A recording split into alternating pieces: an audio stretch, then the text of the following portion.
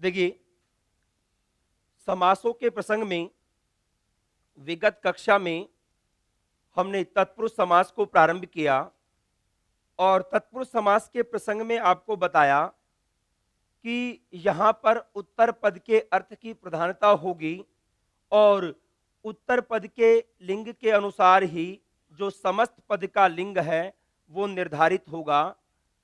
यहाँ पर जब बात आई इसके भेदों को लेकर के, सबसे पहले हमने व्यधिकरण तत्पुरुष और व्यधिकरण के बाद में समानाधिकरण तत्पुरुष दो प्रकार के भेदों की चर्चा यहाँ पर की गई है।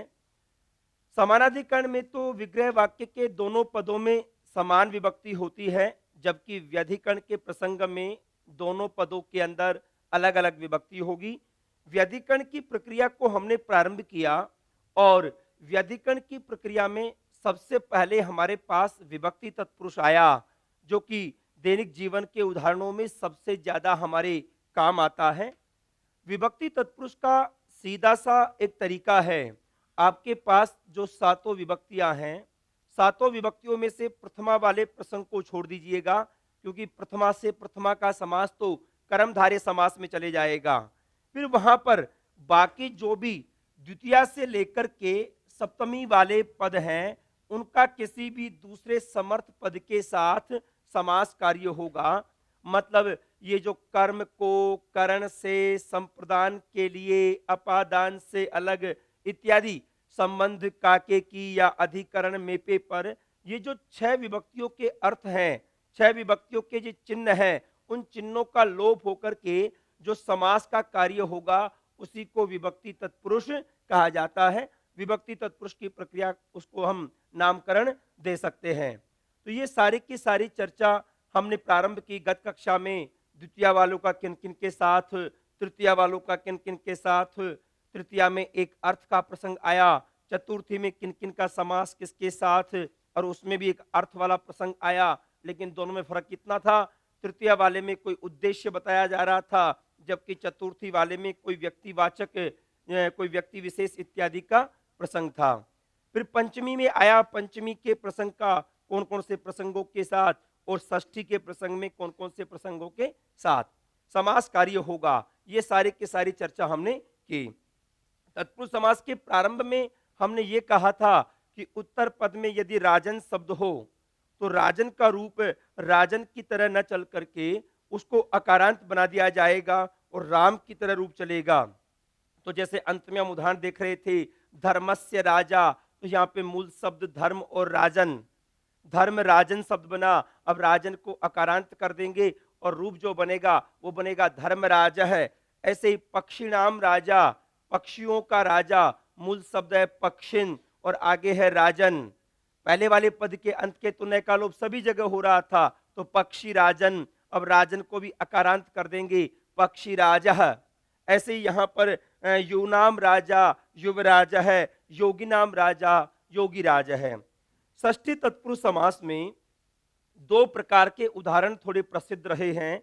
एक तो नए अंत वाले जितने भी शब्द थे, जैसे राजन शब्द आया, आत्मन शब्द आया, चरमन शब्द आया, कर्मन शब्द आया, रोगिन, स्वामिन, सन्यासिन इत्यादि, जो इन अंत वाले या अन अंत वाले जिनके अंत में न था, उनका रूप इसलिए प्रसिद्ध हो जाता है।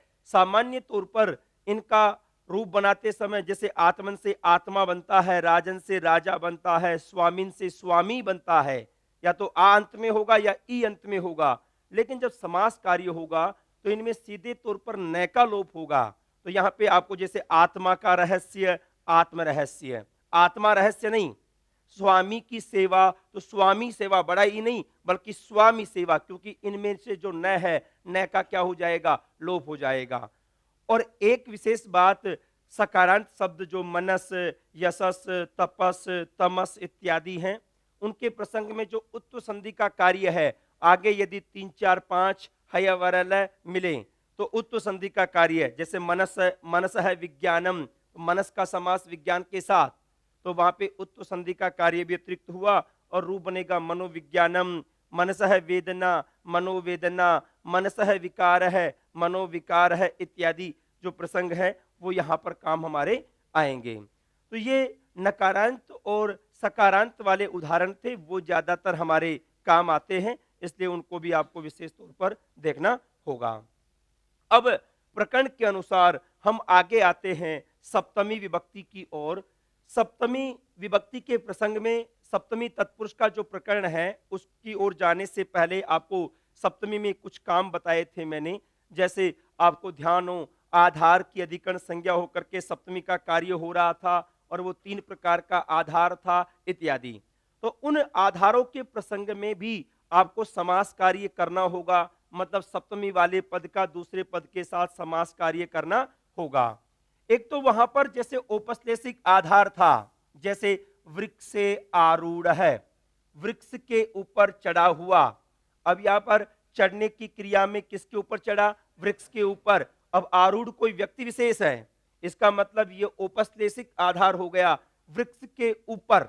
अब कोई व्यक्ति विशेष हो, कोई पक्षी विशेष हो, कोई पशु विशेष इत्यादि, कोई भी वस्तु हो इत्यादि जो वृक्ष के ऊपर चढ़ी हुई हो, तो यहाँ पे मूल शब्द है वृक्ष और आगे है आरूढ़। वृक्ष और आरूढ़, यहाँ पे समास हुआ सप्तमी वाले वृक्ष का आरूढ़ के साथ, दोनों में सवर्ण दीर्घ हो गया, मूल रूप बन गया वृक्षारूढ़। ए और आ मिलकर के आ हो गया वृक्षारूढ़। और उत्तर पद आरूढ़ है जो कि पुल्लिंग में था, तो ये भी क्या रूप बन जाएगा? वृक्षारूढ़ है। तो एक तो ये हो गया जो औपश्लेषिक आधार वाले जितने भी प्रसंग हैं उसके अंदर ये समास कार्य सामान्य तौर पर रख दिया जाता है। इसके अलावा एक आधार मैंने बताया था वहीं पर वैषयिक आधार।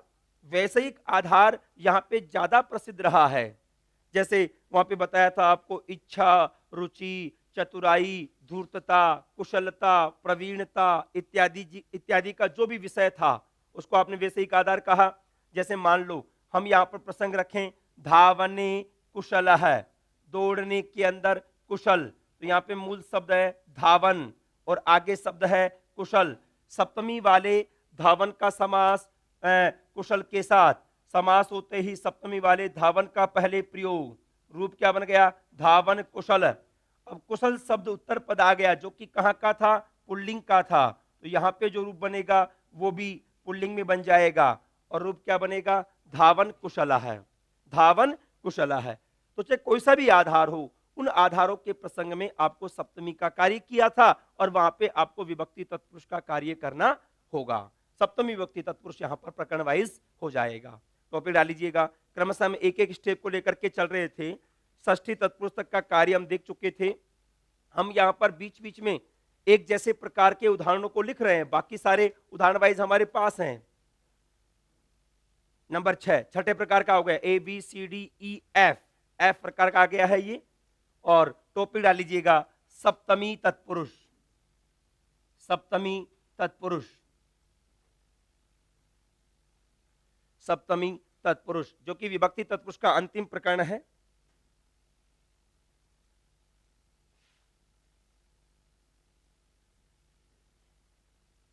सप्तमी तत्पुरुष के सामने लिखेंगे सप्तमी तत्पुरुष के ब्रैकेट में आप लिख सकते हैं अधिकरण तत्पुरुष, क्योंकि सामान्य तौर पर सप्तमी का कार्य अधिकरण के प्रसंग में होता है, तो सप्तमी तत्पुरुष कह दीजिएगा या फिर अधिकरण तत्पुरुष कह दीजिएगा, दोनों एक ही बात है। इसके सामने लिखेंगे सप्तमी विभक्ति अंत वाले पद का, सप्तमी विभक्ति अंत वाले पद का, सप्तमी विभक्ति अंत वाले पद का किसी दूसरे समर्थ पद के साथ, किसी दूसरे समर्थ पद के साथ, किसी दूसरे समर्थ पद के साथ समास हो जाता है, किसी दूसरे समर्थ पद के साथ समास हो जाता है। ठीक है, दूसरे पद के साथ क्या हो जाएगा? समास कार्य हो जाएगा। और वो सप्तमी वाले का पहले प्रयोग कर लेंगे। एक उदाहरण तो लिख लीजिएगा, वृक्षे आरूढ़ है, वृक्षे आरूढ़ है,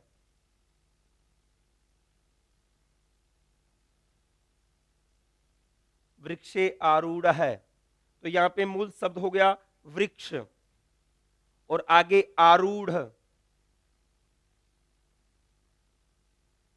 तो क्या रूप बन जाएगा? वृक्षारूढ़ है।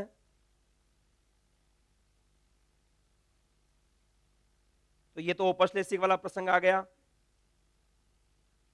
वृक्षे आरूढ़ है, वृक्षारूढ़ है।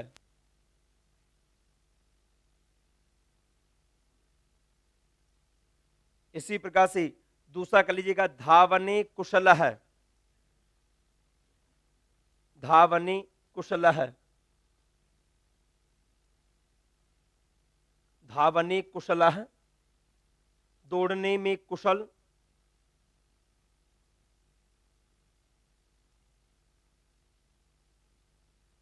धावन का समास कुशल के साथ।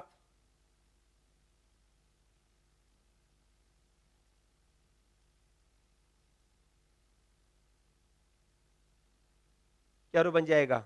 धावन कुशल है। ये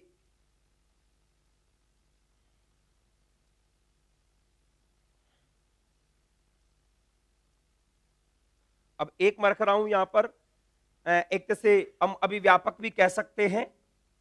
धर्म में लीन है, धर्म में लीन। अब यहां पर कोई भी व्यक्ति है, उसका लीनता का फैलाव या विस्तार बता रहे हैं, उस आधार पे से तो अभिव्यापक आधार हो जाएगा। और चाहो तो इसको उपश्लेषिक भी रख सकते हो, क्योंकि जो व्यक्ति विशेष है उसको किसमें लीन बताया गया, लेकिन यहाँ पे अभिव्यापकता के आधार पे रख सकते हैं। यहाँ पे एक शब्द है धर्म और आगे है लीन। धर्म का समास हुआ लीन के साथ, क्या रूप बन जाएगा बताइए? धर्मलीन। उत्तर पद में लीन शब्द आया, जो कि कैसे रूप बन जाएगा? धर्मलीन। धर्मे लीन, धर्मलीन। धर्मे लीन है, धर्मलीन।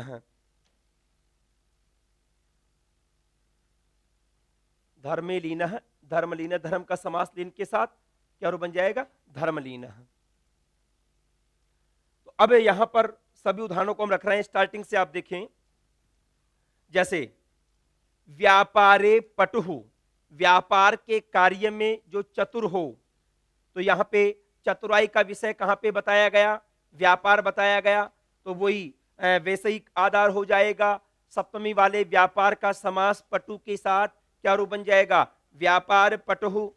ऐसे ही एक उदाहरण है वाची पटुहु, इसको लिख सकते हैं आप वाची पटुहु।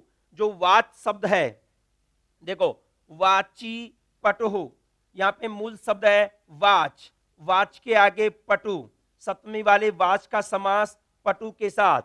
यहां पे ओरिजिनली जो वाच पटु आया, इस जगह एक सूत्र आता है चोकुहु। ये क्या कहता है? यदि 1 2 3 4 आगे हो, 1 2 3 4 सा है, तो इस च के चवर्ग के स्थान पे क्या आदेश हो जाता है? कवर्ग। अब आगे हमें प मिला, जो कि पहला वर्ण है, तो यहां पर च के स्थान पे क्या हो जाएगा? क। और आगे क्या है? पटु। मिला के लिखेंगे, रूप बन जाएगा वाक पटुहु। क्या रूप बन जाएगा? वाक पटुहु। एक विशेष काम हो गया चवर्ग के स्थान पे कवर्ग आदेश होने का। तो वाची पटु, वाच शब्द से सप्तमी एक वचन है। अब मान लो परीक्षा में ही आ जाता कि वाची पटु में वाची में कौन सी विभक्ति है, तो आपको दोनों में से एक चीज समझ में आ जानी चाहिए थी। पटु का मतलब चतुराई हुआ, तो आप समझ सकते हो चतुराई के विषय में तो कौन सी विभक्ति होती है? सप्तमी का कार्य है, तो ये वाची में कौन सी मानी जाएगी? सप्तमी। तो वाची पटुहु मूल शब्द है वाच, हलंत वाला है, तो इस च के स्थान पे क्या आदेश होगा? ब्रैकेट में आप सूत्र का निर्देश कर सकते हैं, चोहुकुहु। चवर्ग के स्थान पे कवर्ग आदेश करने वाला सूत्र है ये। मतलब ओरिजिनली च हलंत होता तो, अब यहाँ पे च हलंत इसलिए कर दिया, यदि बाकी जगह कोई ऐसा प्रसंग आता जिसमें च पूरा होता तो वहां पे ये काम नहीं होता, क्योंकि अंत में फिर वो स्वर हो जाता। यहाँ पे अंत में च हलंत था, इस वजह से चौको सूत्र के द्वारा चवर्ग के स्थान पे कवर्ग आदेश हुआ है, यदि आगे 1 2 3 4 स हो तो। अब देखिए आगे, इसी प्रकार से व्यवहारे कुशल है, यहाँ पे सप्तमी वाले व्यवहार का समास कुशल के साथ क्या रूप बन जाएगा? व्यवहार कुशल है। ऐसे ही तर्के कुशल है, यहाँ पे सप्तमी वाले तर्क का समास कुशल के साथ, जो व्यक्ति तर्क में कुशल हो उसको हम क्या कहेंगे? तर्क कुशल है।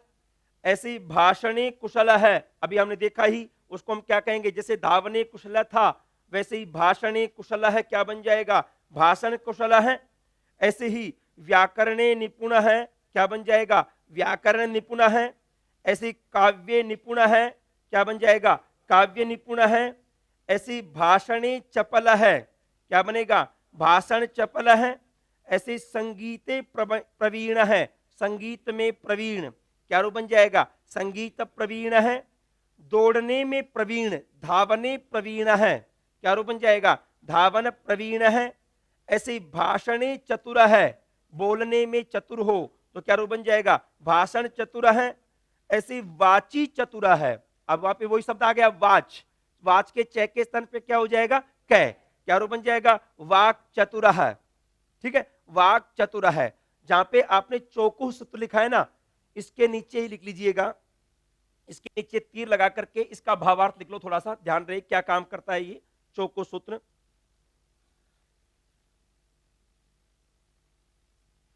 चौकुह सूत्र इसके सामने करो, पद के अंत में, पद के अंत में चौकों के नीचे लिख लीजिएगा इसका अर्थ, पद के अंत में, पद के अंत में चवर्ग के स्थान पर, चवर्ग पूरा वर्ग, चवर्ग के स्थान पर, चवर्ग पूरा का पूरा च छ ज झ ये सब में आ सकता है, चवर्ग के स्थान पर कवर्ग, चवर्ग के स्थान पर कवर्ग आदेश हो जाता है, कवर्ग आदेश हो जाता है। यदि आगे, यदि आगे झल वर्ण, झल का मतलब क्या हुआ, 1 2 3 4 श है। यदि आगे झल वर्ण, ब्रैकेट में कर लो वर्गों के 1 2 3 4 स, यदि आगे 1 2 3 4 स हो तो, स हो तो, ठीक है। तो यहां पर जैसे वाची चतुर आया ना, वही सेम सिचुएशन आ गई, मूल शब्द है वाच और आगे चतुर, च के स्थान पे क्या हो जाएगा और रूप क्या बन जाएगा, वाक चतुर है। ऐसे देख सकते हो, शास्त्रेषु पंडित है क्या रूप बन जाएगा, शास्त्र पंडित है। स्त्री सुधूर्ता है क्या रूप बनेगा, स्त्री धूर्ता है। स्त्रियों के विषय में जो धूर्त हो उसको हम क्या कहेंगे, स्त्री धूर्ता है। ऐसे ही जैसे आपको बताया वृक्षे आरूढ़ है, वृक्ष पर आरूढ़ क्या बन गया, वृक्षारूढ़ है। ऐसे ही अश्वे आरूढ़ है, अश्व का मतलब घोड़ा, घोड़े पर चढ़ा हुआ क्या रूप बन जाएगा, अश्वारूढ़ है। ऐसे जैसे आपको बताया मैंने धर्म में लीन है, धर्म में लीन क्या रूप बन गया, धर्म लीन है। ऐसे ही तस्मिन लीन है, अब यहां पे मूल शब्द है तस्मिन के अंदर तद, तद के आगे आया लीन, इसको लिख लीजिएगा एक बार, तस्मिन लीन है, क्योंकि यहां पे मूल शब्द क्या है, तद है और तद के आगे लय मिलेगा तो वही तोरली वाली लत्व संधि का कार्य हो जाएगा, उसमें लीन, तस्मिन लीन, तद शब्द है मूल रूप से, आगे लीन है। अब तवर्ग के आगे लय मिल गया ना, तोरली संधि से लत्व संधि का कार्य करके क्या बन जाएगा, तल्लीन है। अब उत्तर पद लीन जो कि पुल्लिंग का था, तो ये भी क्या बन जाएगा, पुल्लिंग का ही क्या रूप बनेगा, तल्लीन है। उसमें लीन क्या कहेंगे हम, तल्लीन।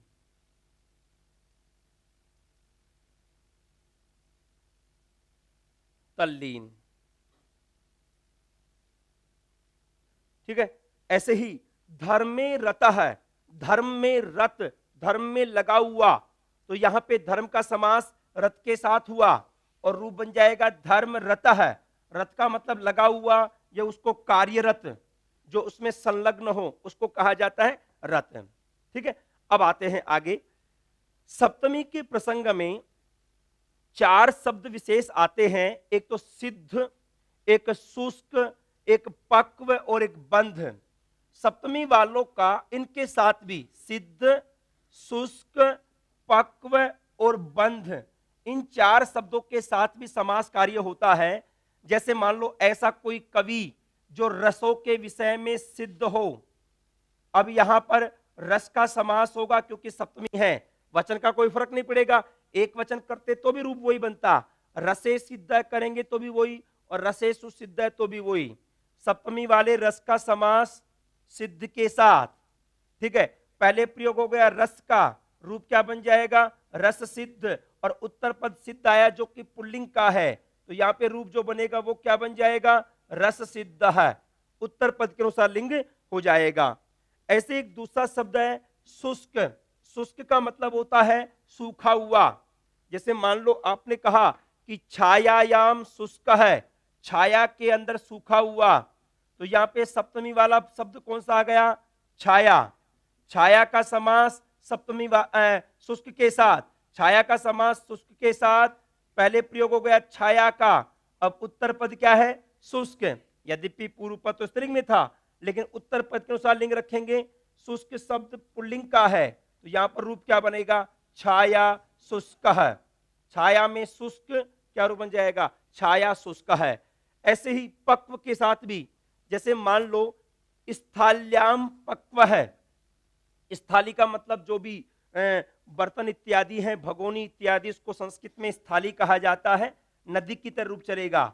स्थाल्याम पक्व है, स्थाली में पकाया हुआ, ठीक है, भगोनी में पकाया हुआ, मूल शब्द है स्थाली और आगे है पक्व।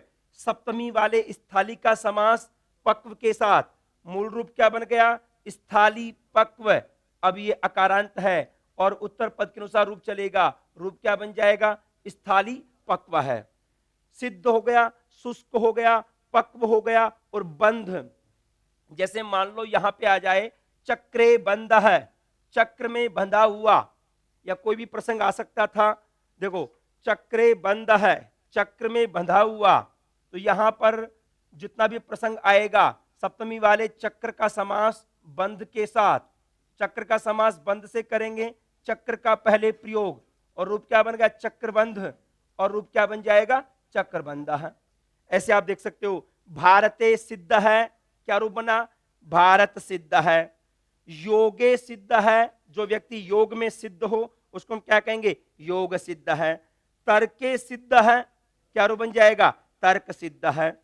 जैसे छायायाम शुष्क बना, वैसे ही छाया का मतलब तो छाया, और आतप, आतप का मतलब होता है धूप, जो धूप में सूखा हुआ हो, आतपे शुष्क है, क्या रूप बन जाएगा, आतप शुष्क है।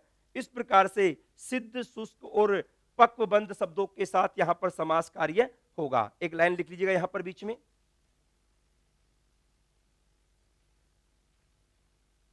इसी में सप्तमी विभक्ति अंत वाले, सप्तमी विभक्ति अंत वाले शब्द का, सप्तमी विभक्ति अंत वाले शब्द का, सप्तमी विभक्ति अंत वाले शब्द का सिद्ध, सिद्ध कोमा शुष्क,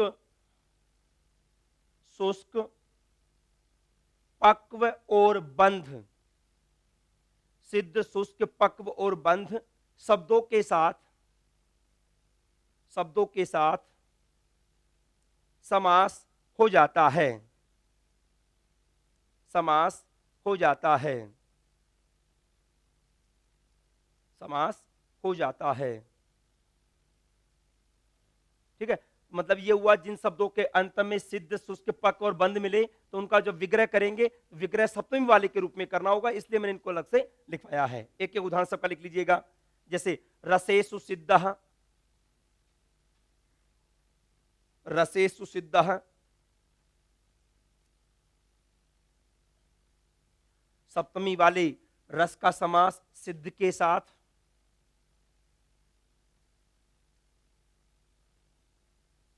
क्या रूप बन जाएगा, रस सिद्ध, और पुल्लिंग में क्या बन जाएगा, रस सिद्ध है। ऐसे ही छायायाम शुष्क, छाया में सुखाया हुआ, छाया का समास शुष्क के साथ,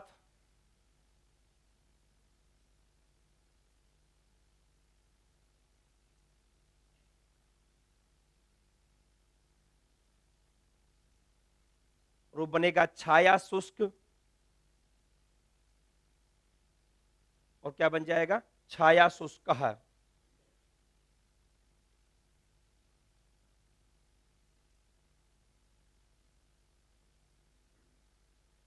इसी प्रकार से स्थाल्याम पक्वः,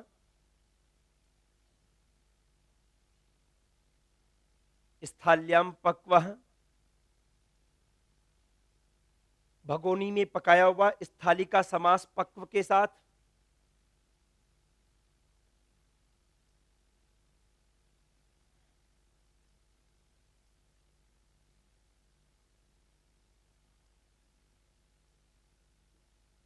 क्या बन जाएगा?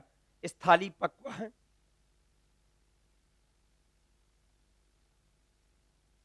और चक्रे बंदः, क्या बन जाएगा? चक्र बंदः, वही पहले की तरह है, उत्तर पद के अनुसार रूप हो जाएगा लिंग, और रूप बनेगा चक्रबंदः।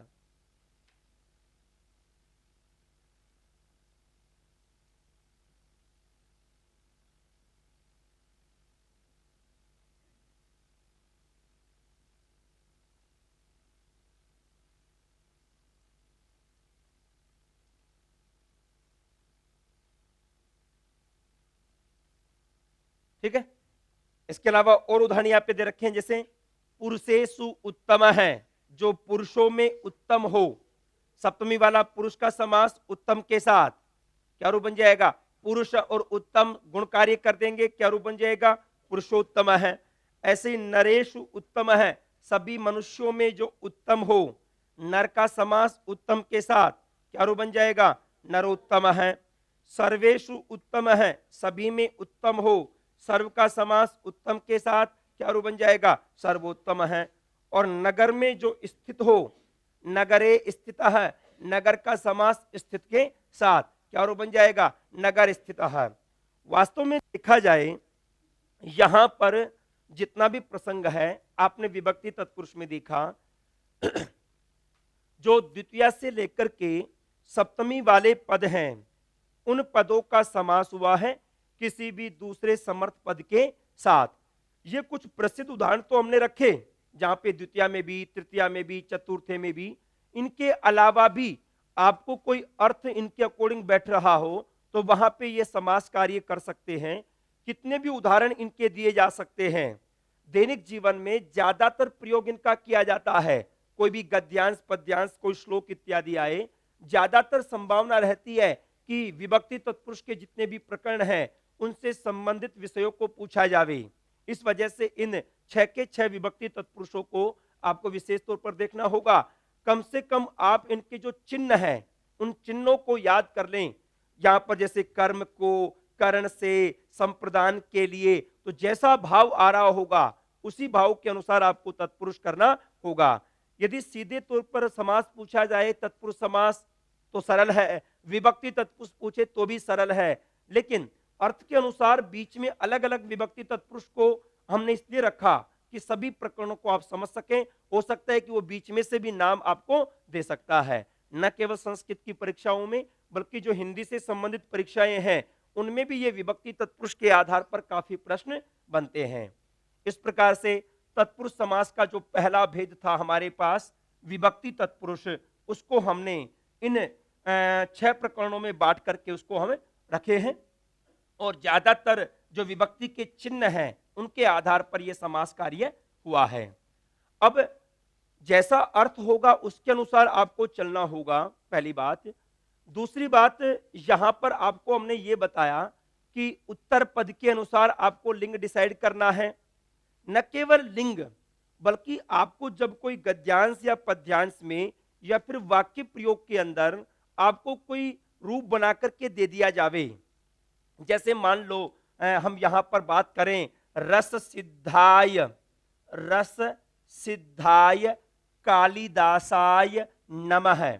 मान लो ये कोई वाक्य आ गया और आपसे पूछ लिया कि रस सिद्धाय में कौन सा समास है, तो आप कोई भी ऐसे वाक्य प्रयोग में जब भी कोई प्रकरण आए, जैसे यहां पर चतुर्थी बना करके दे रहे हैं, नमः के योग में चतुर्थी होती है, और कालिदास का विशेषण हो गया रस सिद्ध, ऐसा कालिदास जो रसों में सिद्ध हो, उस कालिदास को नमस्कार हो। और कालिदास में चतुर्थी एक वचन हुआ, तो उसका जो विशेषण है रस सिद्ध में भी चतुर्थी एक वचन हो गया, और रूप क्या बन गया? रस सिद्धाय। जब कभी विभक्ति तत्पुरुष हो, चाहे कोई सा भी समास हो, जैसे हमने अव्ययी भाव समास में तो काफी वाक्य प्रयोग देखा था प्रत्येक प्रकरण में, उसमें विभक्ति के आधार पर डिफरेंस इसलिए नहीं हुआ था क्योंकि उसका रूप तो सभी जगह समान चलना है, क्योंकि वो अव्यय भी हो गए थे, अव्यय होने के साथ नपुंसकलिंग थे, अव्ययों का रूप तो सभी जगह समान चलता है। तो यदि अधिग्रामम आया तो सब जगह अधिग्रामम का ही प्रयोग होगा, चाहे वो पुल्लिंग वाला हो चाहे वो स्त्रीलिंग वाला शब्द हो। लेकिन चूंकि तत्पुरुष समास में तो उत्तर पद के अनुसार लिंग होता है, तो यहां पे परिवर्तन होगा। अब जैसे ये वाक्य आ गया, रस सिद्धाय कालिदासाय नमः। अब ऐसा प्रश्न पूछा जा सकता है कि बताओ रस सिद्धाई में कौन सा समास है, नंबर 1, या फिर इसका विग्रह भी पूछ सकता है। तो जब कभी भी आपको समास डिसाइड करना हो, आप पहले उस विभक्ति को साइड में कर दो। विभक्ति को साइड में करके हमारे पास मूल शब्द क्या बचा, रस सिद्ध। तो अर्थ के दृष्टिकोण से आप ये देखो कि उसमें अर्थ कौन सा बैठ रहा है। अब आपने देखा कि रस सिद्ध, रसों में सिद्ध या रस में सिद्ध, इसका मतलब हो गया समास तो कौन सा हो गया, सप्तमी तत्पुरुष। लेकिन यहां पर पहले वाले प्रकरण में तो सप्तमी का मीनिंग रख देंगे, लेकिन जब कभी आपको उत्तर पद का लिंग निर्धारण करना हो विग्रह के दृष्टिकोण से भी, तो ये ध्यान रख के जैसे ओरिजिनल में सिद्धाय दिया हुआ है ना, तो यहां पर भी क्या बन जाएगा, सिद्धाय, रसेसु सिद्धाय। आपको जो चिन्ह लगाना था वो पहले वाले शब्द में लगा दिया, दूसरे पद में तो वही, जैसे यहां पे सिद्धाय था तो यहां पर भी क्या आ जाएगा, सिद्धाय आ जाएगा। जैसे मान लो आप यहां पर कोई भी प्रसंग रखें, जैसे राजपुत्र का ही ले लेते हैं, जैसे मान लो राजपुत्र, तो यहां पर यदि मैं वाक्य प्रयोग यदि ऐसा करूं, जैसे कोई भी प्रकरण ले लें कि नृप है धनम ददाती, राजा धन देता है। अब यदि इसकी जगह मैं यहां पे शब्द कर दूं राजपुत्राय, राजपुत्राय धनम ददाती, तो यहां पर यदि राजपुत्र, ये पूछेगा इसमें कौन सा समास है, तो आप ये कंफ्यूज न हो जाए कि राजपुत्राय में तो चतुर्थी है, लेकिन ये तो राजपुत्र बनने के बाद है। ओरिजिनल शब्द तो क्या है, राजपुत्र, जिसमें अर्थ कौन सा है, राजा का पुत्र, षष्ठी तत्पुरुष का अर्थ है। तो यहां पे जब विग्रह करेंगे तो ओरिजिनल तो क्या बना, राज्ञ है, पुत्र है, ये बन रहा था ना। लेकिन अब चूंकि यहां पर विग्रह के अंदर पुत्राय दे रखा है, तो लास्ट में आपको क्या करना होगा, पुत्राय ही करना होगा। मतलब समास के अंदर जब कभी आप विग्रह करें, क्योंकि आपका यदि वाक्य प्रयोग में दिया गया, जब तो आपको इस तरह की समस्याएं आएंगी, तो उत्तर पद तो आपको वैसे की वैसा रखना होगा जैसे कि वहां पर दिया हुआ है। मतलब ये हुआ पहले वाले के अंदर आप विभक्ति का चिन्ह लगा दो, जैसे यहाँ पे सप्तमी का चिन्ह था रसेसु, यहाँ पे षष्ठी का चिन्ह था राज्ञ है। ऐसे ही और भी प्रसंग हो सकते हैं, जैसे मान लो अध्यापक है पाठयति, अध्यापक पढ़ाता है, किसको पढ़ाता है, छात्रम पाठयति, छात्र को पढ़ाता है। अब जैसे गांव से आए हुए, अब ग्रामाद आगतम, क्या रूप, ग्रामाद आगत है, ग्रामागत है, अभी बनाया था पंचमी में ग्रामागत है, ठीक है। अब ये छात्रम में द्वितीय एक वचन है, तो इसमें भी कौन सा हो जाएगा, द्वितीय एक वचन। अब रूप क्या बन गया, ग्रामागतम। अब इसका विग्रह जब करेंगे तो क्या रूप बनेगा, ग्रामाद आगतम, क्योंकि आगतम में द्वितीय है, तो यह भी क्या बन जाएगा, ग्रामाद आगतम। जैसा प्रसंग होगा उसी के अनुसार आपको कार्य करना होगा। अभी छात्रम में द्वितीय एक वचन था, तो ग्रामागतम में भी द्वितीय एक वचन था, तो अब इसका विग्रह कैसे होगा, ग्रामाद आगतम। मतलब उत्तर पद में तो जैसा प्रसंग रहेगा उसी के अनुसार आप यहां पर चल सकते हैं। ऐसे मान लो यहां पे कोई भी प्रसंग आए जिसके अंदर जैसे एक तृतीया का उदाहरण लेता हूं मैं, हस्तलिखितम, हस्तेन लिखितम, हस्तलिखितम। जैसे मान लो यहां पे कोई भी प्रसंग आ जाए कि छात्र है पठति, छात्र पढ़ता है, किसको पढ़ता है, ग्रंथम पठति, ग्रंथ को पढ़ता है। कैसे ग्रंथ को, जो हस्तलिखित हो। अब हस्तलिखित ग्रंथ का विशेषण है, तो यह भी पुल्लिंग में आ जाएगा। ग्रंथ में द्वितीय एक वचन है, तो यह भी क्या बन जाएगा, हस्तलिखितम, द्वितीय एक वचन में ही, हस्तलिखित, हस्तलिखित, हस्तलिखिता, हस्तलिखितम। अब यहां पर जब यदि विग्रह करें, हस्तलिखितम नपुंसकलिंग का होता तो प्रथम बन सकता था, लेकिन चूंकि अब ग्रंथ का विशेषण है तो ये द्वितीय में होगा। क्या रूप बन जाएगा बताइए, हस्तेन लिखितम। तो जैसा प्रसंग आए उत्तर पद में तो आपको वही शब्द रखना होगा जो कि ओरिजिनली दिया हुआ है।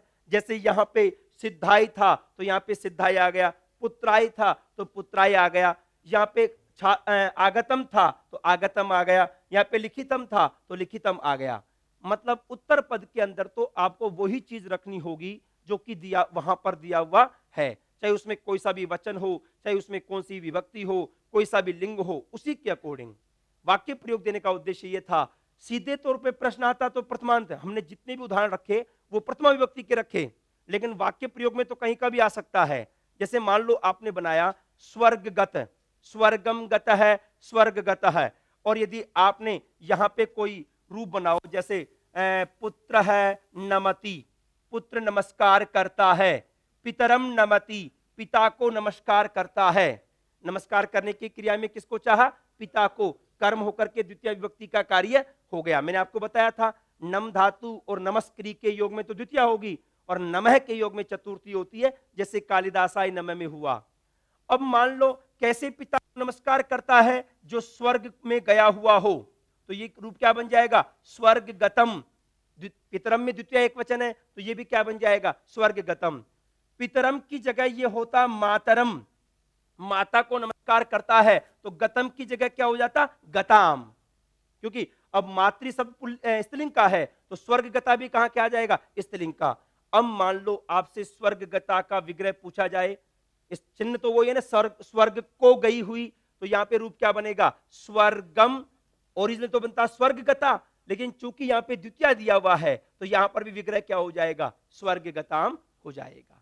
मतलब ये हुआ जब भी विभक्ति तत्पुरुष हो या कोई भी समास हो, आगे भी चल करके हम देखेंगे। जैसे मान लो कर्मधारय समास में आप देखोगे नीलम कमलम, नील कमलम। अब नील कमलम आ गया तो आपने विग्रह क्या कर दिया? नीलम कमलम।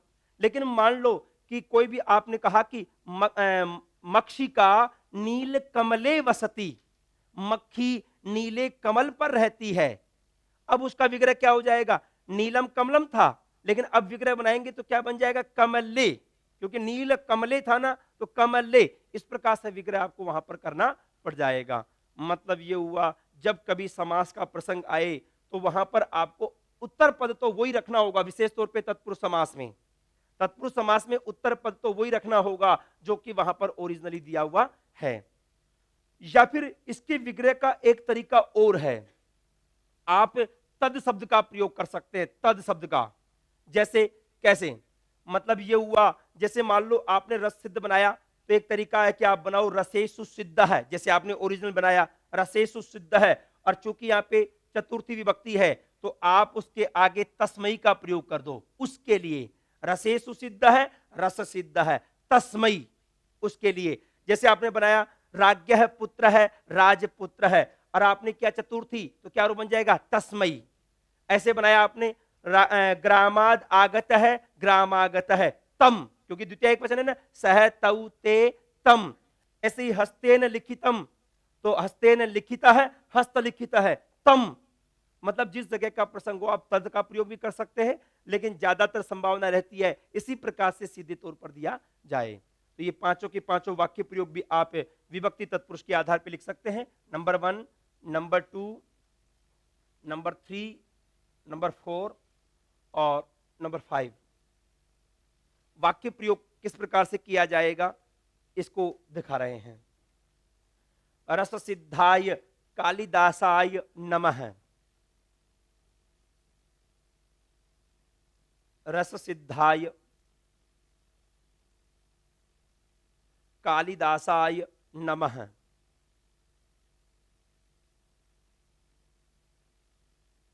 रस सिद्धाय कालिदासाय नमः। तो जहां पे रस सिद्ध है उसको अंडरलाइन कर लीजिएगा, और रस सिद्ध का अब विग्रह करेंगे तो क्या रूप बनेगा बताओ? रसेसु सिद्धाय, रसेसु सिद्धाय। रस सिद्धाय था ना, तो क्या रूप बन जाएगा? रसेसु सिद्धाय। और जहां पे आपने रसेसु सिद्धाय लिखा, अब बताओ इसमें कौन सा तत्पुरुष माना जाएगा? सप्तमी तत्पुरुष माना जाएगा। बाद का मत देखना, कहीं बाद में आप चतुर्थी देख करके चतुर्थी तत्पुरुष कर दो। बीच के चिन्ह की बात कर रहे हैं, बीच में किसका चिन्ह था? सप्तमी का। इसके ब्रैकेट में कर लीजिएगा सप्तमी तत्पुरुष। जहां पे रसेसु सिद्धाय लिखा आपने, उसमें कौन सा हो जाएगा? सप्तमी तत्पुरुष, सप्तमी तत्पुरुष। ऐसे दूसरा बनाइए, नृप है राजपुत्राय धनम ददाति,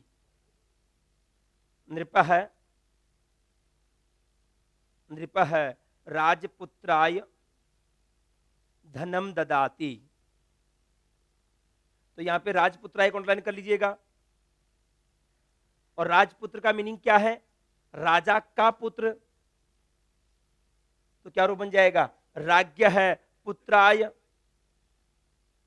राज्ञ है पुत्राय। और इसमें समास कौन सा माना जाएगा? राज्ञ में षष्ठी है ना, तो यहां पे षष्ठी तत्पुरुष माना जाएगा। ब्रैकेट में कर लीजिएगा षष्ठी तत्पुरुष। मैं इसलिए बता रहा हूं कि कई बार आपको कंफ्यूजन नहीं हो जाए कि इसमें तो चतुर्थी दी हुई है, लेकिन हमें तो दो पदों के बीच के समास की बात करनी है। मान लो इधर देखो, इस राजपुत्र का समास हम कोई दूसरे शब्द के साथ करते, जैसे राजपुत्राय धनम, राजपुत्र धनम, तो फिर वहां पे क्या हो जाता? चतुर्थी तत्पुरुष कर लेते। लेकिन राजपुत्र में तो कौन सा रहेगा? राजा का पुत्र। इस तरह का अर्थ ही यहां पर होगा, तो षष्ठी तत्पुरुष कर लीजिएगा। ऐसे आ जाइए, अध्यापक है ग्रामागतम छात्रम पाठयति, अध्यापक है ग्रामागतम छात्रम पाठयति, ग्रामागतम छात्रम पाठयति। मतलब क्या हुआ? अध्यापक गांव से आए हुए छात्र को पढ़ाता है। तो यहां ग्रामागतम को अंडरलाइन करके नीचे लिख लेंगे ग्रामाद आगतम, ग्रामाद आगतम। कौन सा तत्पुरुष माना जाएगा? पंचमी तत्पुरुष। ग्रामाद आगतम, गांव से आया हुआ। दूरीकरण है, आने के प्रसंग में दूरीकरण कहां से हुआ? गांव से हुआ। ग्रामाद आगतम, ग्रामागतम।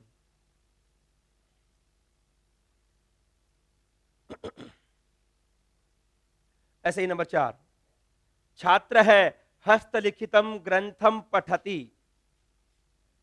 छात्र है हस्तलिखितम, छात्र है हस्तलिखितम ग्रंथम पठति। तो क्या हो जाएगा? छात्र हस्तलिखित ग्रंथ को पढ़ता है, तो इसमें भी क्या रूप बन जाएगा? हस्तेन लिखितम, तृतीय तत्पुरुष माना जाएगा। क्योंकि ग्रंथ पुल्लिंग का था, तो हस्तलिखित में भी क्या हो जाएगा? पुल्लिंग हो जाएगा। ग्रंथम में द्वितीय एकवचन, तो हस्तलिखितम में भी कौन सा हो जाएगा? द्वितीय एकवचन।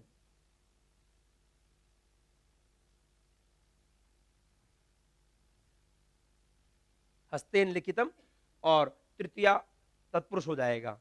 अब एक स्त्रीलिंग का उदाहरण लिख लीजिएगा, पुत्र है, पुत्र है स्वर्गगताम मातरम नमति, पुत्र है स्वर्गगताम मातरम नमति।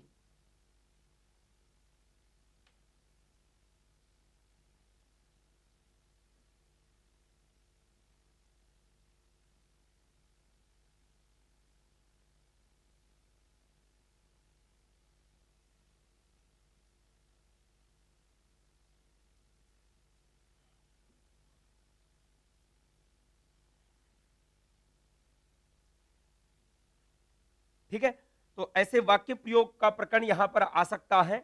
जैसा प्रसंग रहेगा उसके अनुसार ही आपको ये कार्य, सारे के सारे कार्य करने होंगे। जैसे मैं एक उदाहरण और रख रहा हूं स्त्रीलिंग का ही, जैसे छात्रा या छात्र है पठति, छात्र पढ़ता है। किससे पढ़ता है? अध्यापिका से।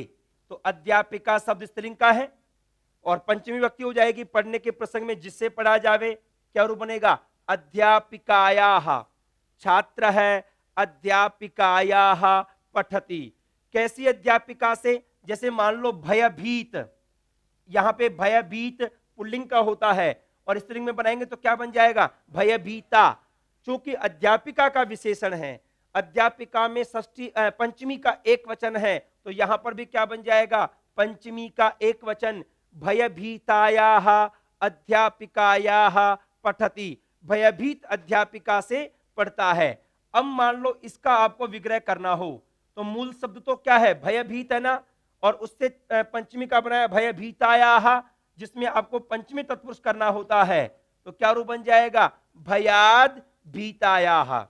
अब आपके मन में कंफ्यूजन हो सकता है, भयाद में भी पंचमी है और भीताया में भी पंचमी है, तो क्या इसको हम समानाधिकरण तत्पुरुष कह दे क्या, कर्मधारय समास कह दे क्या? क्योंकि कर्मधारय समास में आपने क्या कहा, समानाधिकरण में दोनों पदों में समान विभक्ति होती है।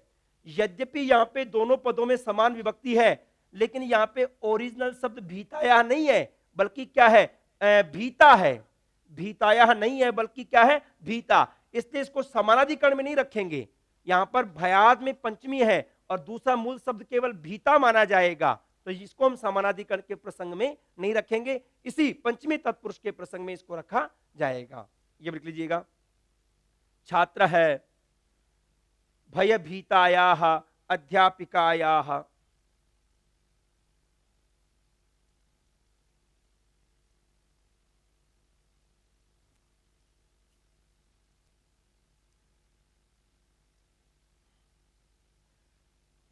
अब एक मैं वाक्य प्रयोग आपके परीक्षाओं में पूछा हुआ है, उसको रख रहा हूं कि संस्कृतम, संस्कृत भाषा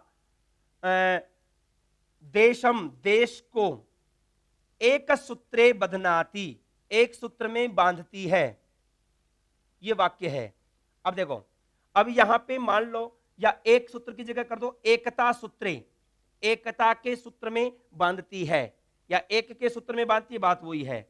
अब मान लो यहां पे परीक्षा में आ गया एकता सूत्रे, आपकी परीक्षा में पूछा हुआ है एकता सूत्रे। अब अर्थ क्या हुआ? एकता का सूत्र उसमें, एकता के सूत्र में। अब बीच में अर्थ क्या आया? काके की का अर्थ आ गया, मतलब षष्ठी तत्पुरुष। तो इसका क्या रूप बन जाएगा बताइए? एकताया। अब रूप क्या बनेगा? सूत्रे। उत्तर पद में आपको फिर चयन नहीं करना होगा, जैसा ओरिजिनल में दिया हुआ है उसी के रूप में आपको रखना होगा। बना लीजिएगा। संस्कृतम देशम एकता सूत्रे बध्नाति, संस्कृतम देशम एकता सूत्रे बध्नाति। संस्कृत देश को एकता के सूत्र में बांधती है। अब इसका विग्रह करेंगे तो क्या हो जाएगा?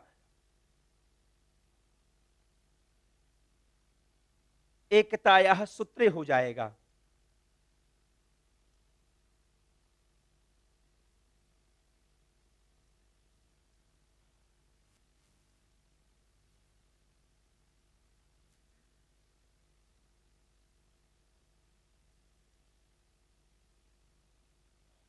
सह शिक्षा क्षेत्रे, उसने शिक्षा के क्षेत्र में महत् कार्यम करोति, बड़ा कार्य करता है, वह शिक्षा के क्षेत्र में बड़ा काम करता है। अब यहां पे क्या आया? शिक्षा क्षेत्र। अब अर्थ तो क्या हुआ? शिक्षा का क्षेत्र, शिक्षा के क्षेत्र में काकी की का मीनिंग है, तो यहां पे क्या बन जाएगा विग्रह बताओ? शिक्षायाः क्षेत्रे, शिक्षायाः क्षेत्रे। मैं इसलिए बता रहा हूं ये, क्योंकि जब भी वाक्य प्रयोग आएगा तो उत्तर पद के साथ कोई ना कोई विभक्ति आएगी जरूर, तो वहां जब विग्रह करें तो उत्तर पद को तो एज इट इज रखेंगे। क्षेत्र था तो यहां पर भी क्षेत्र रखेंगे। सह शिक्षा क्षेत्रे महत् कार्यम करोति, सह शिक्षा क्षेत्रे महत् कार्यम करोति। अब इसका विग्रह क्या करेंगे? शिक्षायाः क्षेत्रे, शिक्षा के क्षेत्र में। ठीक है, तो इस प्रकार से जो विभक्ति तत्पुरुष के विभिन्न वाक्य प्रयोग थे उनको हमने रखा। शिक्षा क्षेत्र में कौन सा समास हो जाएगा बताओ? षष्ठी तत्पुरुष। एकताया सूत्र में भी षष्ठी तत्पुरुष, भयाद भीताया में पंचमी तत्पुरुष। इनके ब्रैकेट में इनके तत्पुरुष का नाम भी साथ में लिख सकते हैं। इस प्रकार से ये जो विभिन्न विभक्ति तत्पुरुष के प्रकरण थे वो परीक्षा में पूछे जा सकते हैं। ज्यादातर दैनिक जीवन के जितने भी वाक्य प्रयोग हैं वो विभक्ति तत्पुरुष से संबंधित होते हैं, उनके प्रकरण को हमने यहां पर रखा है। तो ये पहले प्रकार का जो व्यधिकरण तत्पुरुष था जिसमें हमारे पास विभक्ति तत्पुरुष आया, उसको हमने रखा है। इसमें यद्यपि विभक्ति के अर्थ के अनुसार आपको जैसे अभी बताया एक भयाद भीताया, इसमें दोनों में पंचमी दिख रही थी, लेकिन इसको समानाधिकरण नहीं मानेंगे। समानाधिकरण का प्रसंग मैंने बताया था जब दोनों में ओरिजिनल पदों के अंदर समान विभक्ति होगी तभी जाकर के होगा, या तो भयभीत बनने के बाद में पंचमी का काम किया है, इसलिए इसको हम समानाधिकरण के प्रसंग में नहीं रखेंगे। चलो आते हैं, विभक्ति तत्पुरुष का ही दूसरा भेद है नय तत्पुरुष। देखो नय तत्पुरुष में क्या है, सुन लीजिएगा। नय एक अव्यय है जो नहीं अर्थ वाला है ना, नय अव्यय नहीं अर्थ वाला, नय में यह की तो संज्ञा हो जाती है, बसता केवल क्या है, नय। जैसे हमने हर जगह लिखा कि सह ग्रंथम पठति, और इसमें आ जाए कि वह ग्रंथ पढ़ता है, जब तो ठीक है, वह ग्रंथ नहीं पढ़ता तो क्या रूप बन जाएगा, सह ग्रंथम न पठति। तो नए अव्यय का प्रयोग यहां पे किया जाता है। लेकिन जब भी नए तत्पुरुष की बात करें तो नए अव्यय का किसी भी दूसरे पद के साथ समास होगा। जैसे मान लो मैं यहां पर रख रहा हूं दो शब्द, एक तो विवेक है, न विवेक है जिसमें विवेक नहीं हो, या न ज्ञानम जो ज्ञान नहीं हो। ठीक है, अब यहां पे न का समास किसके साथ हुआ, विवेक के साथ, न का समास किसके साथ, ज्ञान के साथ। या फिर हम रखें यहां पर न अश्व है, न अश्व है जो कि घोड़ा नहीं है, या फिर न ईश्वर है जो ईश्वर नहीं है। अब यहां पे न का किसी भी समर्थ पद के साथ समास कार्य हो जाएगा। न का विवेक, ज्ञान, अश्व, ईश्वर इत्यादि के साथ समास कार्य हो गया। ये पुल्लिंग का रख लिया, ये नपुंसक लिंग का रख लिया, ये पुल्लिंग का, ये पुल्लिंग का। आप चाहो तो यहां पर कोई स्त्रीलिंग इत्यादि का प्रकरण भी हम रख लेंगे, अभी प्रकरण वाइज। जब भी न का समास करेंगे, न का समास कार्य करते ही, अब ये जो न पद है ना, इसमें दो शब्द हैं, दो वर्ण है, न और ए। समास कार्य होते ही जो न है उस न का क्या हो जाएगा, लोप हो जाएगा, बचेगा केवल क्या, ए। जैसे मान लो यहां पे न का समास हुआ, किसके साथ हुआ, विवेक के साथ। अब समास कार्य होते ही न का लोप हो गया, अब मूल शब्द क्या बन गया, अविवेक। चूंकि ये तत्पुरुष समास का ही एक भेद है, तो यहां पे जो समस्त पद का लिंग है वो किसके अनुसार होगा, उत्तर पद के अनुसार होगा, बाद वाले पद के अनुसार होगा। तो यहाँ पे बाद वाला पद कौन है, विवेक। ये विवेक कहाँ का है, पुल्लिंग का है। तो यहाँ पे जो अविवेक बनेगा वो भी कहाँ का बन जाएगा, पुल्लिंग का ही बनेगा, और रूप क्या बन गया, अविवेक है। ऐसे यहां पर देखो न का समास हुआ ज्ञान के साथ, न का समास ज्ञान के साथ, समास कार्य होते ही वही सेम सिचुएशन, न का लोप हो गया तो क्या बच जाएगा, ए। आगे क्या है, ज्ञान। अब उत्तर पद में क्या आ गया, ज्ञान, जो कि कहां का है, नपुंसक लिंग का। तो यहां पर भी ये भी कहां पर बन जाएगा, नपुंसक लिंग के अंदर।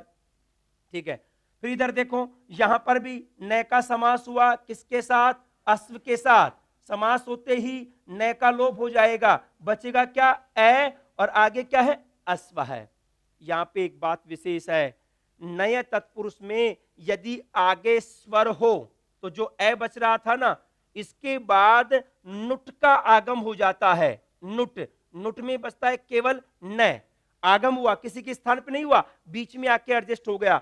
यहाँ पे यदि आगे स्वर है तो, इधर तो दोनों में व्यंजन था इसलिए यहाँ पे तो नुट नहीं हुआ, लेकिन अब आगे स्वर मिल गया तो यहाँ पे एक बीच में नुट और आ जाएगा, मतलब आपको ए के बजाय क्या दिखाई देगा, अन दिखाई देगा। अब अन में न हलंत, आगे वाला स्वर मिल जाएगा, और रूप क्या बन गया, अनश्व।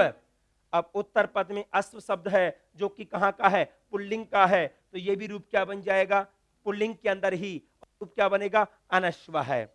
ऐसे ही यहां पर भी न का समास हुआ ईश्वर के साथ। ठीक है, समास होते न का तो लोप हो जाएगा, बचेगा क्या, केवल ए, और आगे क्या है, ईश्वर। जब आगे स्वर हो तो यहाँ पे नुट का आगम होगा, नुट में क्या बचेगा, न, अन में मिलाएंगे ई, क्या रूप बन जाएगा, अनीश्वर। अब चूंकि ईश्वर शब्द पुल्लिंग का था तो यहां पर भी क्या बन जाएगा, अनीश्वर है। ईश्वर की जगह ये होता ईश्वरी, तो ये भी कहां पर बन जाता, अनीश्वरी, उसी जगह का रूप आपको बनाना होता। सीधी सी बात ये आई, नया तत्पुरुष में इतना सा ध्यान रखना है, जब आगे व्यंजन से शुरू होने वाला शब्द होगा जब तो आपको ए दिखाई देगा, और आगे यदि स्वर से शुरू होने वाला शब्द है तो आपको अन दिखाई देगा। इन दोनों प्रकरणों को ही हम नए तत्पुरुष का नामकरण करते हैं, उनको नए तत्पुरुष कहा जाता है। ठीक है, मतलब आगे व्यंजन से शुरू होने वाला हो। देखो एक बार, ये जो दो कॉलम बना रखे हैं, पहले वाले प्रसंग में जो नए अव्यय वाले हैं और आगे चल करके दूसरे वाले क्या हो जाएंगे, अन वाले प्रसंग है, चूंकि आगे स्वर है। जैसे देखो, न साधु, क्या रूप बन गया, असाधु। न पंडित है, अपंडित है। न विवेक है, अविवेक है। न ब्राह्मण है, अब्राह्मण है। न विघ्न है, अविघ्न है। न धर्म है, अधर्म है। न सत्यम, असत्यम। न शिष्टम, अशिष्टम। न ज्ञानम, अज्ञानम। न व्ययम, अव्ययम। न घोष है, अघोष है। न चल है, अचल है। न परिचित है, अपरिचित है। न पवित्र है, अपवित्र है। आगे व्यंजन वाले प्रसंग में तो केवल आपने क्या जोड़ दिया, ए जोड़ दिया। जबकि आगे देखो स्वर वाले प्रसंग में आपको अन जोड़ना होगा ना। जैसे न अश्व है, क्या रूप बना, अनश्व है। ऐसे न ईश्वर है, अनीश्वर है। न उदरा, अनुदरा। न उदरा, अनुदरा। न उक्त्वा, अनुक्त्वा। न आत्मा, अनात्मा। न अध्यतनम, अनध्यतनम। न आर्य है, अनार्य है। न उद्वेग करम, अनुद्वेग करम। अब आपको कंफ्यूजन हो गया कि अनुद्वेग करम में तो अनु आ गया और अंत में अम भी आ रहा है, तो एक तरह से तो लिख रहा था कि ये अव्ययी भाव समास का प्रसंग हो। लेकिन आप देखो, यदि ये अव्ययी भाव समास का प्रकरण हो सकता है, कोई बड़ा इश्यू नहीं है। अनु पहले आए और बाद में अम इत्यादि आ रहा था। लेकिन आप अनु के अलावा भी चेक करो कि मूल शब्द क्या है। अनु को अलग कर लेंगे तो द्वेग कर, दुनिया के अंदर द्वेग कर कोई शब्द नहीं है। या तो वेग कर होता या फिर द्वेष कर। द्वेष तो शब्द, द्वेग कोई शब्द नहीं है। तो अनु को रखे भी अलग से, तो द्वेग कोई शब्द नहीं है, इसलिए आपको यही रखना होगा। न उपस्थित है, अनुपस्थित है। न उदार है, अनुदार है। न उत्तीर्ण है, अनुत्तीर्ण है। न आश्रित है, अनाश्रित है। न इष्टम, अनिष्टम। न आदृतम, अनादृतम। और न उद्योगाह, ये आपके पूछा हुआ है, न उद्योगाह। अब देखो बहुवचन रख दिया ना, मूल शब्द न था, न का समास होगा उद्योग के साथ, न के स्थान पे अनादेश हो जाएगा और रूप क्या बन जाएगा, ओरिजिनल तो बना अनुद्योग। लेकिन अब उत्तर पद के अनुसार लिंग इत्यादि रखना होगा। अब उत्तर पद उद्योग था जो कि पुल्लिंग बहुवचन का है, तो यहां पर जो रूप बनेगा वो भी कहां का बनेगा, पुल्लिंग बहुवचन का ही बनेगा। ठीक, अभी जैसे वाक्य प्रयोग किया, इनका भी वाक्य प्रयोग किया जा सकता है। जैसे मान लो ये प्रथमा का बहुवचन दे दिया अनुद्योगाः। अब जैसे मान लो अनश्व है, अब अनश्व, अनश्व का भी वाक्य प्रयोग कर सकते हैं। जैसे मान लो इसी प्रकरण में नमय का प्रयोग करके देख लेते हैं। जैसे अनस्वाय, अनस्वाय गुरुवे नमः। ऐसे गुरुजी जिनके पास घोड़ा नहीं है, अनश्वाय, अनस्वाय गुरुवे नमः। तो यहाँ पे गुरुवे में चतुर्थी था और अनस्व किसका विशेषण है, गुरु का। तो वही अनस्व था ना, उसका चतुर्थी क्या बन गया, अनश्वाय। अब इसका यदि विग्रह करना हो तो क्या हो जाएगा, न अश्वाय, जिसके पास घोड़ा नहीं है। क्या हो जाएगा, न अश्वाय। तो जैसा प्रकरण होगा उसी के अनुसार आपको जो विग्रह इत्यादि का कार्य है वो करने होंगे। तो नया तत्पुरुष तो सीधा सा है, यहां पर आपको व्यंजन से शुरू होने वाला है तो क्या रूप बन जाएगा, ए जुड़ जाएगा, और स्वर से शुरू होने वाला है तो अन जुड़ जाएगा। हिंदी के अंदर कुछ प्रकरण ऐसे आते हैं जो शुद्ध तौर पे तत्सम शब्द नहीं है, संस्कृत से बने हुए तद्भव शब्द हैं। जैसे आपने देखा होगा ना, अनदेखा, अनसुना, अन कहा।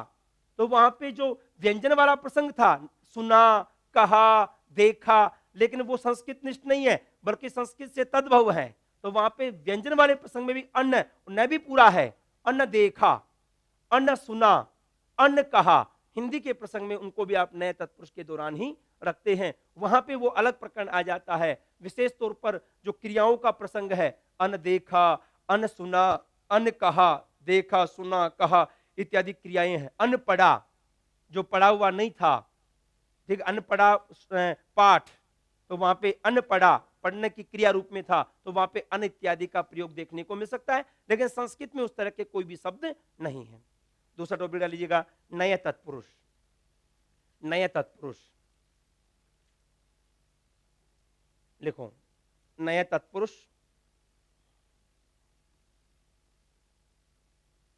नया तत्पुरुष देखो, नय, नय, नय लिख करके ब्रैकेट में कर लीजिएगा केवल नय, नया लिख करके ब्रैकेट में कर लो नय। ओरिजिनली क्या है? नय है।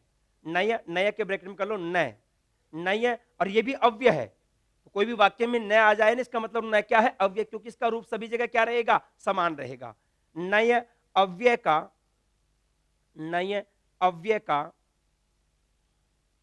नय अव्यय का किसी भी समर्थ पद के साथ, किसी भी समर्थ पद के साथ समास कार्य, समास कार्य हो जाता है।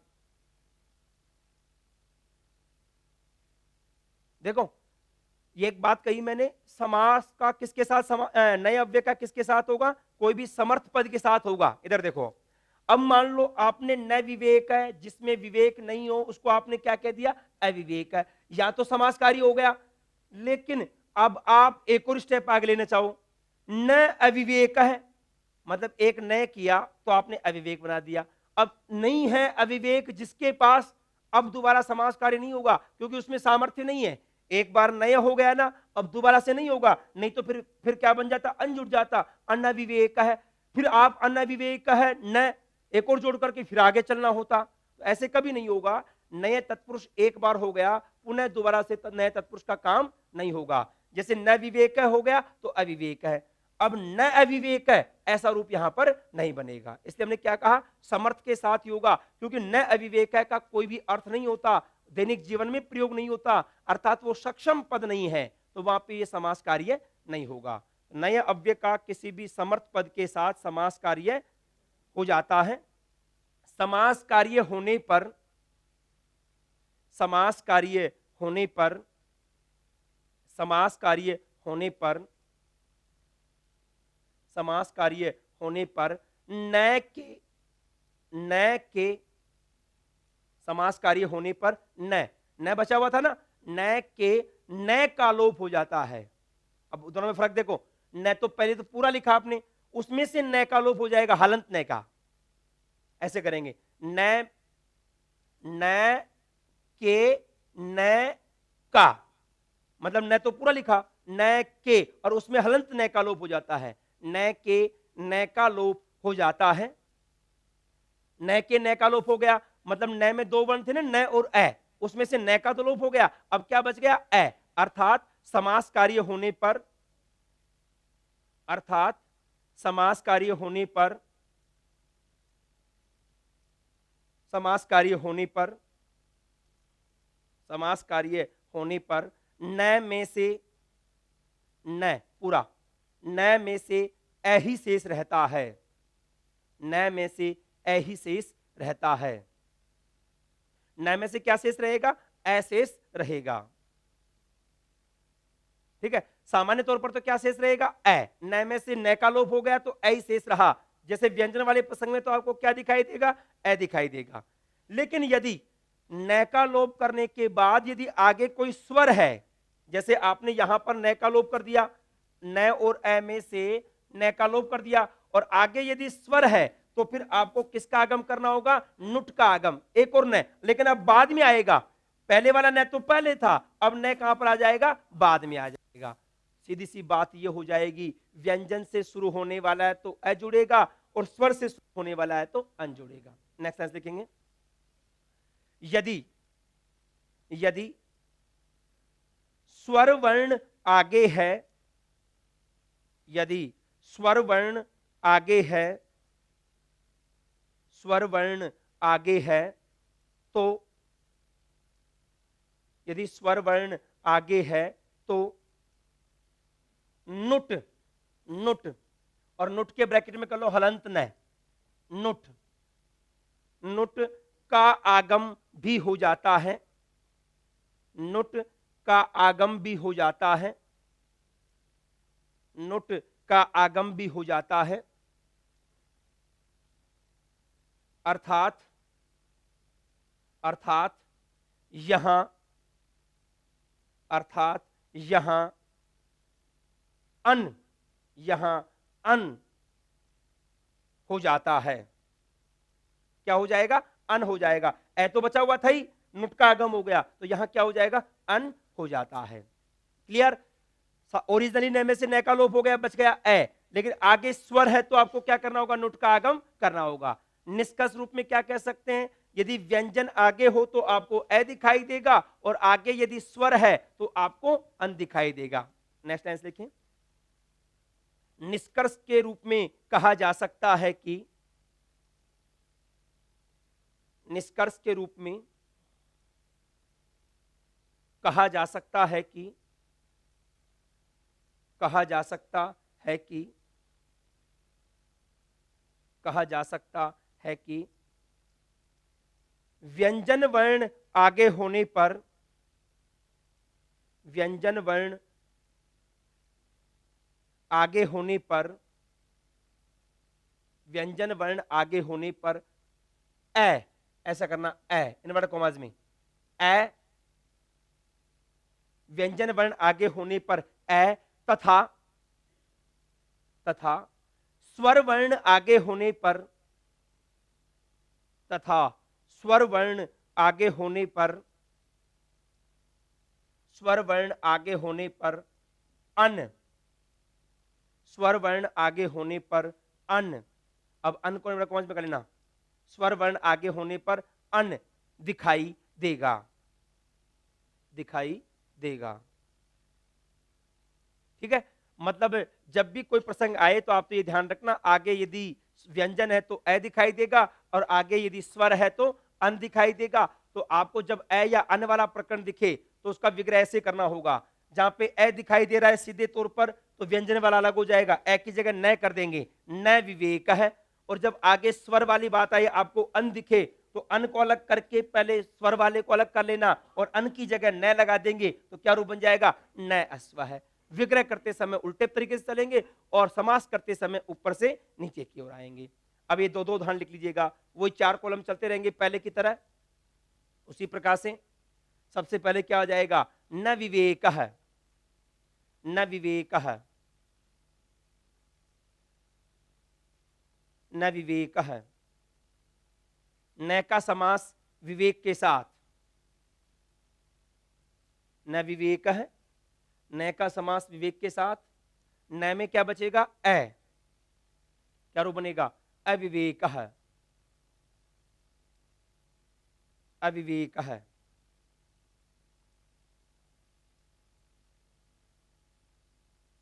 अविवेक है। ऐसे ही न ज्ञानम, न ज्ञानम, न का समास ज्ञान के साथ हुआ,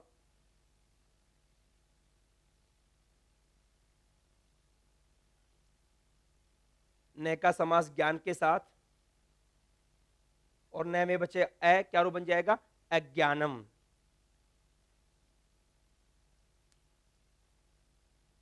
ठीक है, ये दो तो व्यंजन वाले लिख लीजिएगा और दो स्वर वाले लिख लो, न अश्वः, न अश्वः,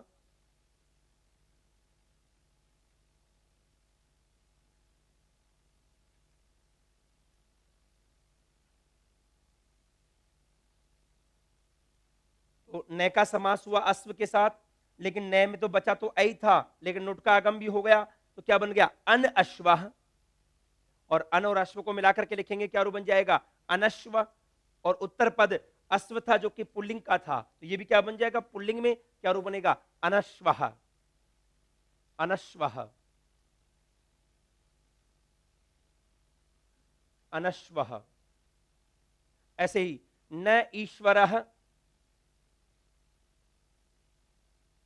न ईश्वरः, न ईश्वरः, क्या रूप बन जाएगा, अनीश्वरः, न ईश्वरः, अनीश्वरः।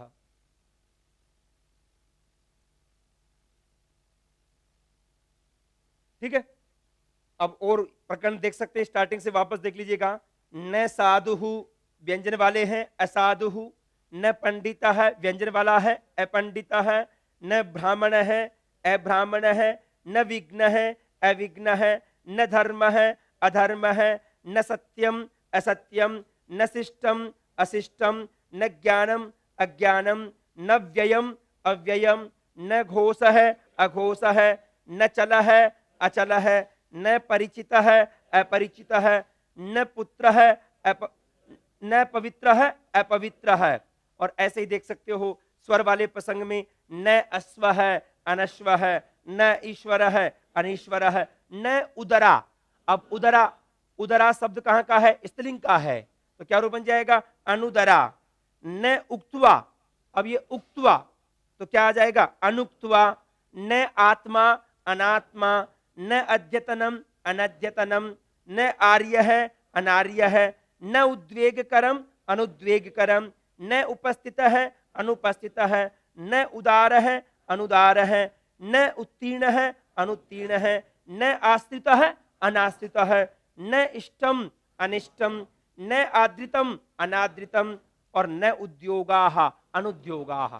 अब सुनो, यहां पर 3-4 जगह जो अनु वाला प्रसंग आया ना, जैसे अनुद्वेग करम, अनुपस्थित है, अनुदार है, अनुत्तीर्ण है और अनुद्योगाः, ये अन था और आगे उ से शुरू होने वाला शब्द है, तो अन और उ मिलकर के अनु बन रहा था।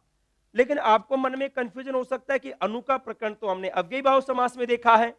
पहली शर्त तो वहां पर यह थी, यदि अनु होता तो पक्का है कि बाद में वो अकारांत होगा तो अम दिखता, विसर्ग इत्यादि दिखते नहीं, तो अनुद्योगा संभव नहीं है वहां पर। ऐसे अनुत्तीर्ण है भी संभव नहीं है वहां पर, अनुदारा भी संभव नहीं है और अनुपस्थित भी संभव नहीं है, क्योंकि इनमें तो विसर्ग दे रखा था। लेकिन आप ये कहो कि अनुद्वेग क्रम में तो अकारांत में अम दिख रहा है और स्टार्टिंग में अनु भी दिख रहा है। जब भी कोई विच्छेद करेंगे तो आप ये देखो कि उसका अर्थ भी बैठ रहा है कि नहीं बैठ रहा है।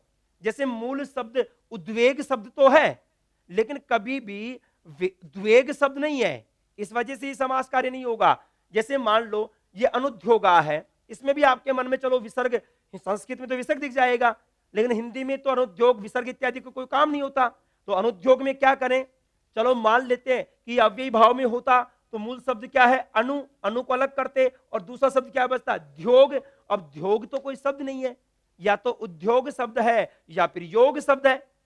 यदि यहां पर अनुयोग होता योगस्य पश्चात तो अनुयोगम बन जाता, लेकिन यहां पे तो ध्योग तो कोई शब्द नहीं होगा, इस वजह से इसको आपको न उद्योगा के रूप में ही रखना होगा।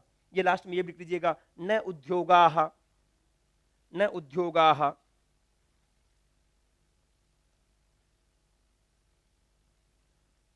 न उद्योगाः, न उद्योगाः क्या बन जाएगा? अनुद्योगाः।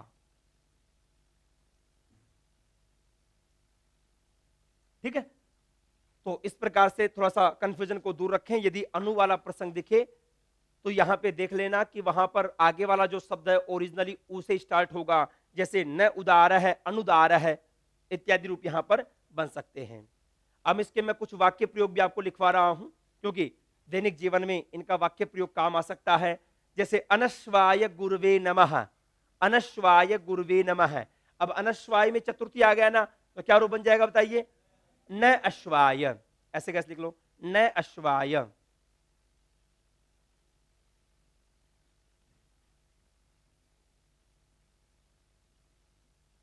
अध्यापक है दंडयति, अध्यापक दंड देता है। छात्रम दंडयति, छात्र को दंड देता है। कैसे छात्र को? अनुत्तीर्णम छात्रम दंडयति। तो अनुत्तीर्णम में क्या हो जाएगा बताओ? न उत्तीर्णम। अब उत्तीर्णम में द्वितीय एक वचन है ना, तो यहां पर भी क्या बन जाएगा? द्वितीय एक वचन, न उत्तीर्णम। अब वही समस्या हुई। अब मान लो अनुत्तीर्णम दिख रहा है, आपको स्टार्टिंग में अनु भी दिख रहा है और लास्ट में अम भी दिख रहा है, फिर आप माइंड लगाओ कि अनु के अलावा क्या बचा? फिर तीर्णम। डबल तय स्टार्टिंग में कैसे आ सकता है? मूल शब्द तो उत्तीर्ण है, अकेला तीर्ण होता जब तो शब्द हो सकता था, लेकिन डबल तय तो स्टार्टिंग में आ ही नहीं सकता। तो यहां पर आपको न उत्तीर्णम इस प्रकार से विग्रह करना होगा।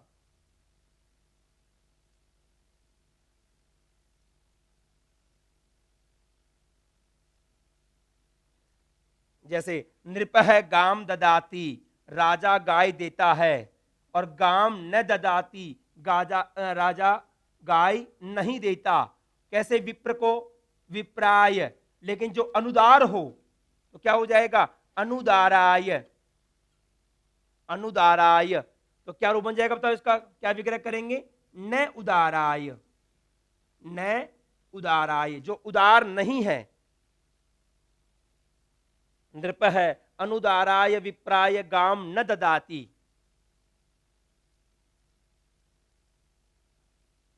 नृप है न उदाराय विप्राय गाम न ददाति। तो अनुदाराय का विग्रह क्या हो जाएगा? न उदाराय। तो वाक्य प्रयोग का मेरा उद्देश्य ये था आपको ये बताना कि उत्तर पद में तो आपको वही लिंग, वही विभक्ति, वही वचन रखना होगा। यदि इसी को हम चेंज करते, जैसे ये तो एक वचन है अनुदार, तो अनुदाराय एक वचन है, इसको यदि बहुवचन करता कि राजा अनुदार ब्राह्मणों को गाय नहीं देता, ठीक है, तो विप्राय की जगह बहुवचन कर देते, मान लो क्या बन जाता? विप्रेभ्यः। क्या बन गया? विप्रेभ्यः। और इसको भी कर देते तो ये क्या आ जाता? अनुदारेभ्यः। अनुदारेभ्यः विप्रेभ्यः गाम ददाति, क्योंकि अनुदार किसका विशेषण है? विप्र का विशेषण है।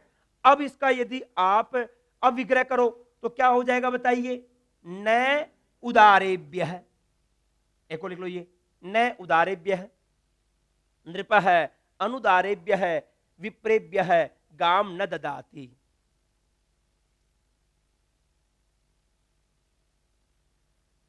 कहने का तात्पर्य यह है सीधा सा, तत्पुरुष समास में उत्तर पद में जैसा रूप दिया हुआ है, जो विभक्ति दी हुई है, विग्रह करते समय आपको उसी रूप में करना होगा। अनुदारेभ्य था तो न उदारेभ्य है, अनुदाराय था तो न उदाराय, इत्यादि प्रकरण यहां पर होंगे। ठीक है, तो ये हमारे पास जो दूसरा विभक्ति तत्पुरुष था जिसकी चर्चा हमने यहां पर की है।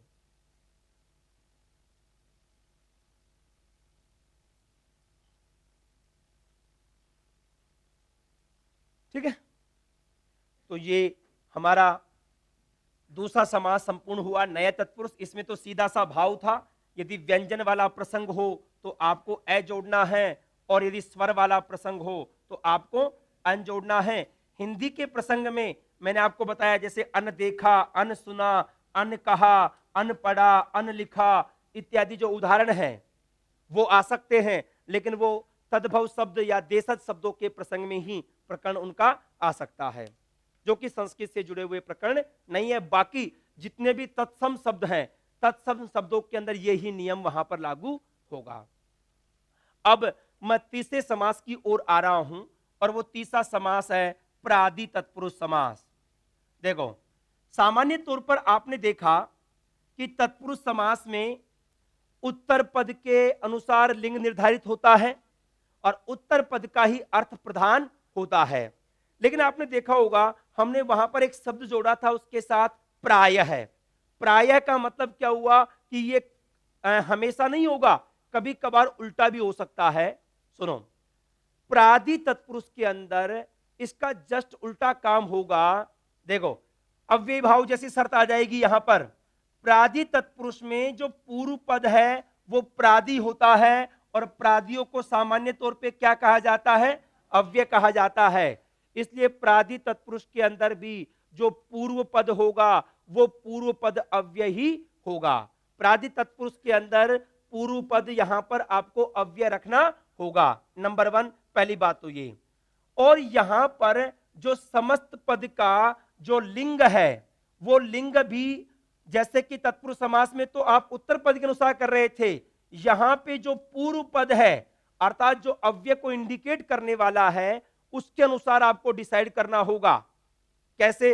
पूर्व पद के अनुसार। जैसे मान लो, अभी मैं उदाहरण दूंगा, जैसे ऐसे कोई व्यक्ति अतिक्रांत है, अतिक्रांत है मालाम, ऐसा कोई व्यक्ति जिसने माला का अतिक्रमण कर दिया हो, तो यहां पे पूर्व शब्द अति था, अब अति के साथ क्रांत जुड़ा हुआ है, तो क्रांत पुल्लिंग का है, तो रूप भी कहां पर बनेगा? पुल्लिंग का। यदि क्रांत की जगह क्रांता होता तो ये रूप कहां पर बन जाता? स्त्रीलिंग में बन जाता। तो यहां पर उत्तर पद के बजाय जो पहले वाला पद है उसके अनुसार आपको लिंग विभक्ति वचन रखना होगा। मतलब ये हुआ कि ये दोनों के दोनों काम तत्पुरुष के अपोजिट हो गए।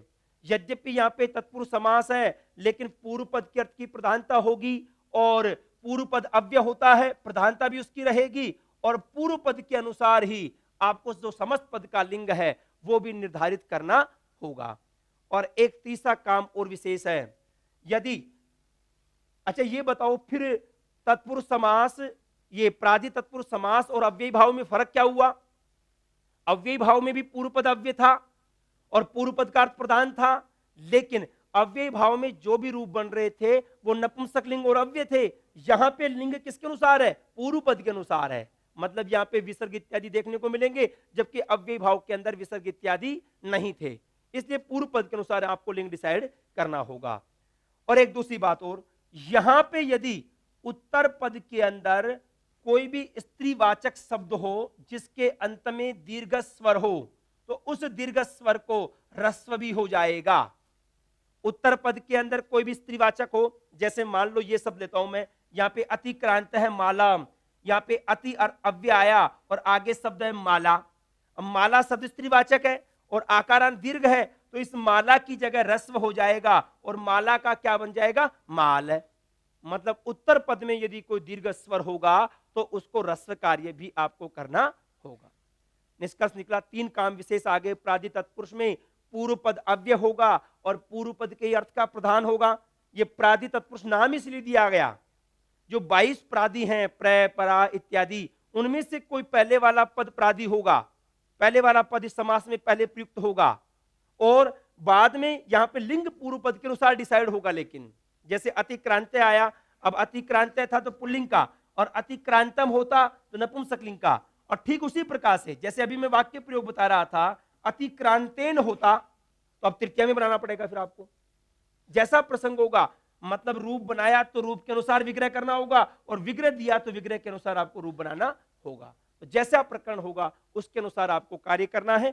पूर्व पद के अनुसार यहां पे जो लिंग निर्धारण का कार्य है वो यहां पर होगा। नंबर 3 डाल लीजिएगा, प्रादि तत्पुरुष। प्रादि तत्पुरुष, प्रादि तत्पुरुष तीसरा समास चल रहा है प्रादि तत्पुरुष। प्रादि तत्पुरुष, इसमें लिखो, पहले तो इसका अर्थ लिखेंगे, बाद में इसमें विशेष बात लिखेंगे। देखो नीचे, 22 प्रादियों, 22 प्रादियों, सामान्य तौर पे आपको ज्ञान होगा प्र परा अप सम इत्यादि जो 22 उपसर्ग जिसको आप कहते हो ना, उनको 22 प्रादि कहा गया है। यहाँ पे 4-5 का विशेष प्रयोग होगा क्रमश है। देखो 22 प्रादियों का, 22 प्रादियों का किसी भी समर्थ पद के साथ, किसी भी समर्थ पद के साथ, किसी भी समर्थ पद के साथ समास हो जाता है, समास हो जाता है। ये 22 प्रादि, ये 22 प्रादि मौलिक रूप से, ये 22 प्रादि मौलिक रूप से, मौलिक रूप से अव्यय होते हैं, मौलिक रूप से अव्यय होते हैं, मौलिक रूप से अव्यय होते हैं। अतः, अतः इस समास में, इस समास में पूर्व पद में, पूर्व पद में अव्यय, अव्यय होगा। जैसे कि अव्ययी भाव में पूर्व पद में अव्यय था ना, उसी प्रकार से यहां पर भी क्या हो जाएगा? पूर्व पद में अव्यय होगा। ठीक है, मतलब यहां पे पूर्व पद में अव्यय होगा। इसको तो नंबर 1 कर लीजिएगा, जो आपने अर्थ लिखा ना ऊपर से, इसको नंबर 1 कर लीजिएगा। नंबर 2, इस समास में, इस समास में, इस समास में पूर्व पद का अर्थ ही प्रधान हो जाता है, पूर्व पद का अर्थ ही प्रधान हो जाता है, पूर्व पद का अर्थ ही प्रधान हो जाता है। अर्थात, अर्थात यहां अव्यय के अर्थ की ही प्रधानता होगी, अर्थात यहां अव्यय के अर्थ की ही प्रधानता होगी, अव्यय के अर्थ की ही प्रधानता होगी। देखो कैसे, इधर देखो, मान लो आपने कोई भी रूप बनाया, जैसे एक प्रसंग में ले रहा हूं यहां पर, जैसे कोई भी उपसरपंच, उपमितः सरपंचेन, ऐसा कोई व्यक्ति जो सरपंच के जैसा हो, उपमितः सरपंचेन। अब मान लो ये वाक्य बनाया और इससे रूप बनेगा, अभी हम बताएंगे, उपसरपंच है। कोई भी पद के नीचे, पद के स्टार्टिंग में जो उप जुड़ता है ना, वो सारे के सारे प्रादि में आएंगे। अब देखो, ये उपसरपंच, उप का प्रयोग तो आप अव्ययी भाव में भी कर रहे थे, लेकिन आप कल्पना करो यदि वहां पे करते तो क्या अर्थ होता, सरपंच के समीप अर्थ होता और अकारांत में अम कार्य होता, उपसरपंचम बनता, लेकिन आपने विसर्ग वाला बनाया, इसका मतलब अव्ययी भाव तो नहीं है। अब सुनो, मान लो अब उप सरपंच के अंदर दो पद है, एक तो पहले वाला, बाद वाला। पहले वाला पद तो है उप और दूसरा शब्द क्या है, सरपंच। अब मान लो आप ये कहो कि उप सरपंच मर गया, तो सरपंच नहीं मरा, सरपंच नहीं मरा, बल्कि कौन मरा, उसका उपमित, उसके जैसा जो दूसरा था, मतलब जो उप सरपंच था वो मरा। तो यहां पे उत्तर पद के अर्थ की प्रधानता न होकर के किसकी प्रधानता हुई, पूर्व पद के अर्थ की प्रधानता हुई। जैसे मान लो ऐसा कोई व्यक्ति जिसने माला का अतिक्रमण कर दिया हो, अतिक्रांत है मालाम, मतलब क्या हुआ कि लड़के की हाइट थोड़ी ज्यादा लंबी थी, लड़की की हाइट कम थी, और लड़के ने सेहरा भी बांध रखा था, हाइट और बढ़ गई, और उसके दोस्त और दुश्मन निकल गए, उसको और ऊंचा कर दिया। अब लड़की वरमाला डालने चाह रही थी, लेकिन लड़का कवरेज एरिया से बाहर है। तो ऐसे व्यक्ति को अतिक्रांत है मालाम, ऐसा व्यक्ति जिसने माला का अतिक्रमण कर दिया हो, मतलब जहां तक माला पहुंच सके वहां तक नहीं रहा हो। अब यहां पे जो रूप बनेगा, जैसे मैंने बताया आपको, उत्तर पद में माला शब्द है, ह्रस्व कर देंगे और रूप बनेगा अतिमाल है। अब यहां पे यदि आप ये कहो वो व्यक्ति मारा गया, तो माला नहीं मरी, बल्कि कौन मरा, वो व्यक्ति विशेष जिसने अतिक्रमण किया, जो माला से भी दूर चल रहा था, वो मारा गया। तो यहां पे पूर्व पद के अर्थ की प्रधानता होगी। मतलब ये हुआ अव्यय प्रादि तत्पुरुष समास के अंदर पूर्व पद के अर्थ की प्रधानता होगी, जैसे कि अव्यय भाव में भी थी। लेकिन लिंग को लेकर के दोनों में फर्क आ गया। अव्यय भाव में नपुंसक लिंग और अव्यय था, यहां पे अतिक्रांत है पुल्लिंग का है ना, तो ये पूरा रूप पुल्लिंग का बना। ये उपमिता है, उपमिता है पुल्लिंग का था, तो ये भी कहां पर बना, पुल्लिंग में। यदि उपमिता की जगह होता उपमिता, तो ये भी कहां पर बनता, स्त्रीलिंग के अंदर बनता। मतलब ये हुआ जैसा पूर्व पद का लिंग होगा उसी के अनुसार समस्त पद का लिंग निर्धारित करना होगा।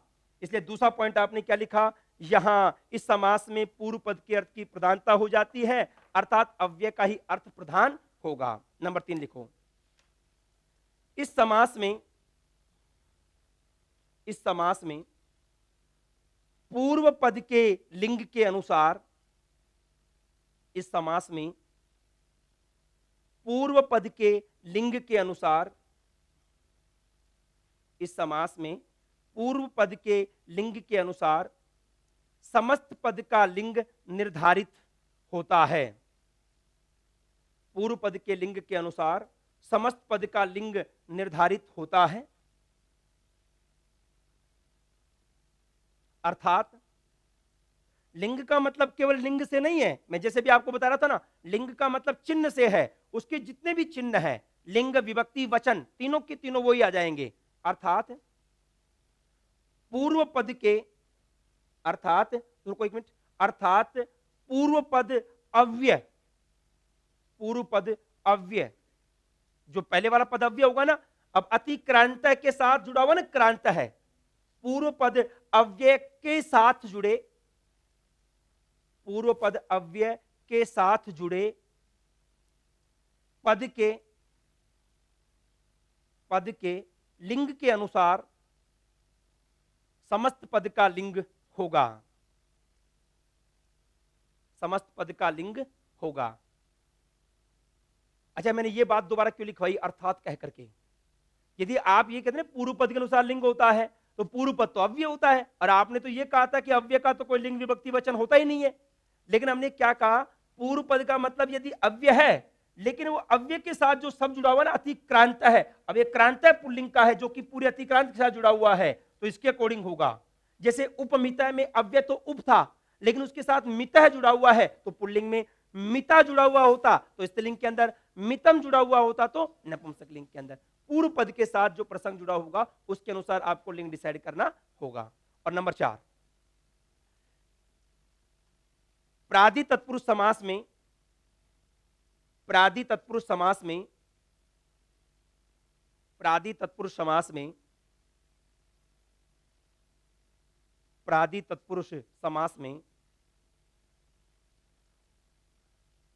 उत्तर पद में, उत्तर पद में यदि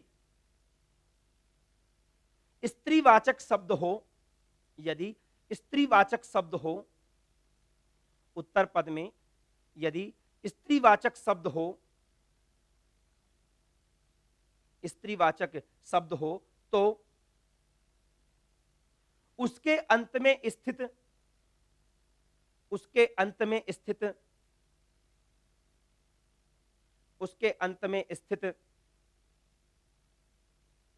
उसके अंत में स्थित दीर्घ स्वर को, उसके अंत में स्थित दीर्घ स्वर को ह्रस्व आदेश भी हो जाता है। उसके अंत में स्थित दीर्घ स्वर को ह्रस्व आदेश भी हो जाता है। ऐसा काम अव्ययी भाव में भी किया था आपने, लेकिन अव्ययी भाव में नपुंसक लिंग के आधार पे किया था। यहां पे स्त्रीवाचक होगा तो ही होगा, बाकी जगह नहीं होगा। चलो मैं एक एक प्रकरण वाइज यहां पे उदाहरणों को रख रहा हूं, आप एक बार देखेंगे।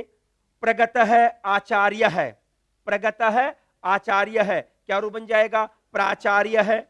ऐसे विप्रकृष्ट है देश है विदेश है, तो प्रगत में पुल्लिंग का था तो यहां पे प्राचार्य भी पुल्लिंग का हो गया। विप्रकृष्ट का मतलब होता है दूर, दूर का देश, क्या बन जाएगा? विदेश।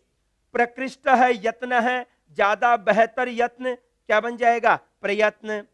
शोभन है पुरुष है, सुपुरुष है, अच्छा पुरुष सुपुरुष। तो आप देखेंगे यहाँ पे प्रथमा वाले थे, दूसरे कॉलम में आप देखो अतिक्रांत है खटवाम, ऐसा कोई व्यक्ति जिसने खाट का अतिक्रमण कर दिया हो।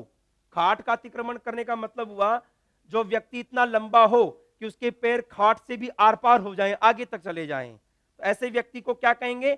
अति खट्व है। तो एक एक प्रकरण को हम यहां पर लेकर के चल रहे हैं, वही पहले की तरह आपको 4 कॉलम लेकर के चलने हैं। नंबर 1 देखो, प्रगत है आचार्य है, प्रगत है आचार्य है, प्रगत है आचार्य है, प्रगत है आचार्य है। तो यहां पे अव्यय कौन सा है? प्रय, और आगे क्या है? आचार्य। प्रय का समास किसके साथ? आचार्य के साथ। प्रगत के अर्थ में कौन सा अव्यय आ गया? प्रादि में से कौन आ गया? प्रय। ये अंत में जो अर्थ इत्यादि है ना, अर्थ का तो लोप हो जाएगा, वो तो अर्थ को बताने वाला है। प्रादि में तो प्रय है ना, प्रगत अर्थ में क्या आ जाएगा? प्रय। तो प्रय का समास आचार्य के साथ, दोनों में सवर्ण दीर्घ करेंगे, रूप क्या बन गया? प्राचार्य। अब देखो इधर प्रगत पुल्लिंग का था ना, तो प्राचार्य भी कहां पर बनेगा? पुल्लिंग में। यदि यहां पे होता प्रगता, प्रगता आचार्य, तो यहां पे रूप क्या बन जाता? प्राचार्य। मतलब पूर्व पद में जैसा लिंग होगा उसके अनुसार आपको लिंग डिसाइड करना होगा। ठीक है, ऐसे ही आप देख सकते हो विप्रकृष्ट है देश है, दूर का देश। अब यहां पे समास किसका होगा? वी का समास किसके साथ होगा? देश के साथ। क्या रूप बन जाएगा? विदेश है। ऐसे ही प्रकृष्ट है यत्न है, यहां पे प्रकृष्ट अर्थ में कौन सा अव्यय आ गया? प्रय। प्रय का समास किसके साथ? यत्न के साथ। क्या रूप बन जाएगा? प्रयत्न है। ऐसे ही शोभन है पुरुष है, अच्छा पुरुष। शोभन अर्थ में अव्यय आएगा सु, सु का समास किसके साथ? पुरुष के साथ। इसको लिख लीजिएगा, शोभन है पुरुष, शोभन है पुरुष। शोभन का मतलब अच्छा, अच्छे अर्थ के अंदर कौन सा अव्यय आ जाएगा? सु। अब सु का समास किसके साथ? पुरुष के साथ, और रूप क्या बन जाएगा? सुपुरुष। अब शोभन है क्या, कहां का है? पुल्लिंग का है, तो ये भी कहां पर बन जाएगा? पुल्लिंग के अंदर, और रूप क्या बनेगा? सुपुरुष। शोभन है पुरुष, सुपुरुष। अब जैसे मान लो अब इसके अंदर हम स्त्रीलिंग का रूप बनाना चाहें, शोभन है पुरुष है सुपुरुष है, और शोभना उक्ति अच्छी उक्ति। अब स्त्रीलिंग का शब्द ना उक्ति, तो शोभना उक्ति ही अच्छी उक्ति। अब शोभना अर्थ में कौन सा अव्यय आ गया? सु। सु का समास किसके साथ? उक्ति के साथ। अब दोनों में सवर्ण दीर्घ हो जाएगा, उ और उ मिलकर के क्या हो गया? दीर्घ उ सुक्ति। अब चूंकि उक्ति शब्द ऑलरेडी स्त्रीलिंग का है तो यहां पर रूप क्या बन जाएगा? सूक्ति ही। यह शोभना स्त्रीलिंग का था ना, तो स्त्रीलिंग का स्त्रीलिंग में रखा और रूप क्या बन जाएगा? सूक्ति ही। देख लीजिएगा, शोभना उक्ति ही, शोभना उक्ति ही, सु का समास उक्ति के साथ, शोभना उक्ति ही, क्या रूप बनेगा? सोक्ति ही, अच्छी उक्ति।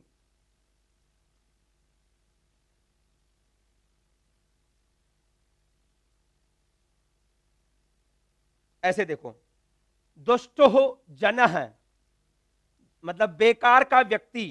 दुष्टु अर्थ के अंदर अव्यय आता है दुर, दुर का समास होगा जन के साथ, क्या रूप बन जाएगा? दुर्जन है। विरुद्ध है पक्ष है, वी का समास किसके साथ हुआ? पक्ष के साथ, क्या रूप बन जाएगा? विपक्ष है। और विरुद्धा माता, विपरीत माता, वी का समास मातृ के साथ, क्या रूप बन जाएगा? विमाता। मतलब ये हुआ प्राधि का जो समास है वो आपने दूसरे पद के साथ किया है। तो एक चीज चेक करो, सबके अंदर जो आगे वाला शब्द था ना, आचार्य है, देश है, यत्न है, पुरुष है, ये सारे के सारे पुल्लिंग के थे। अब देखो, अब दूसरे कॉलम में चलते हैं हम। अतिक्रांत है खटवाम। देखो, खटवाम, मालाम, शाखाम, मायाम, सारे के सारे द्वितीय वाले हैं ना। तो यहाँ पे प्राधि का द्वितीय वालों के साथ समास का प्रकरण हम लेकर के चल रहे हैं। ऐसा कोई व्यक्ति जिसने माला का अतिक्रमण कर दिया हो, अतिक्रांत है मालाम या अतिक्रांत है खटवाम। देखो, अतिक्रांत है पुल्लिंग का है ना, अतिक्रांत है खटवाम। अतिक्रमण करने की क्रिया में किसको चाहा? खटवा को चाहा। अब समास किसका होगा? अति का। अति का समास किसके साथ? खटवा के साथ। और अति का पहले प्रयोग हो गया और उत्तर पद में क्या आ गया? खटवा। अब स्त्रीवाचक है, मैंने बताया स्त्रीवाचक हो और उत्तर पद में दीर्घ स्वर हो तो उसको रस्व करना होगा। अति खटवा की जगह क्या बन जाएगा? अति खट्व। अब यहां पर देखो, पूर्व पद क्या है? अतिक्रांत है, पुल्लिंग का है, तो यहां पर रूप क्या बनेगा? पुल्लिंग के अंदर ही राम की तरह हो जाएगा और रूप क्या बनेगा? अति खट्व है। अब आप ये कहो कि अति तो अव्ययी भाव में भी आया था, जैसे अत्यय अर्थ में अति का प्रयोग किया था, लेकिन वहां पे अकारांत में क्या करते? अम कार्य करते। दोनों चीज चेक करनी पड़ेंगी। मैं आपको बार बार बोल रहा था मुख और पूंछ, अभी यहां पे अति आ गया और वहां पर भी अति था। यदि खटवाम की जगह, खटव की जगह खटवम होता, अब खटव तो शब्द नहीं है वहां पर, लेकिन रस्व हो सकता था वहां पर भी खटवा को। जैसे मान लो वहां पे खटवाया अत्यय, खाटों की अधिकता, तो वहां पे खटवा नाम अत्यय अर्थ हो जाता, तो अति खटवा ह्रस्व करके वहां पे अम करते और रूप क्या बनता? अति खटवम बनता। लेकिन यहां पे विसर्ग आया है, बना लीजिएगा, अतिक्रांत है खटवाम।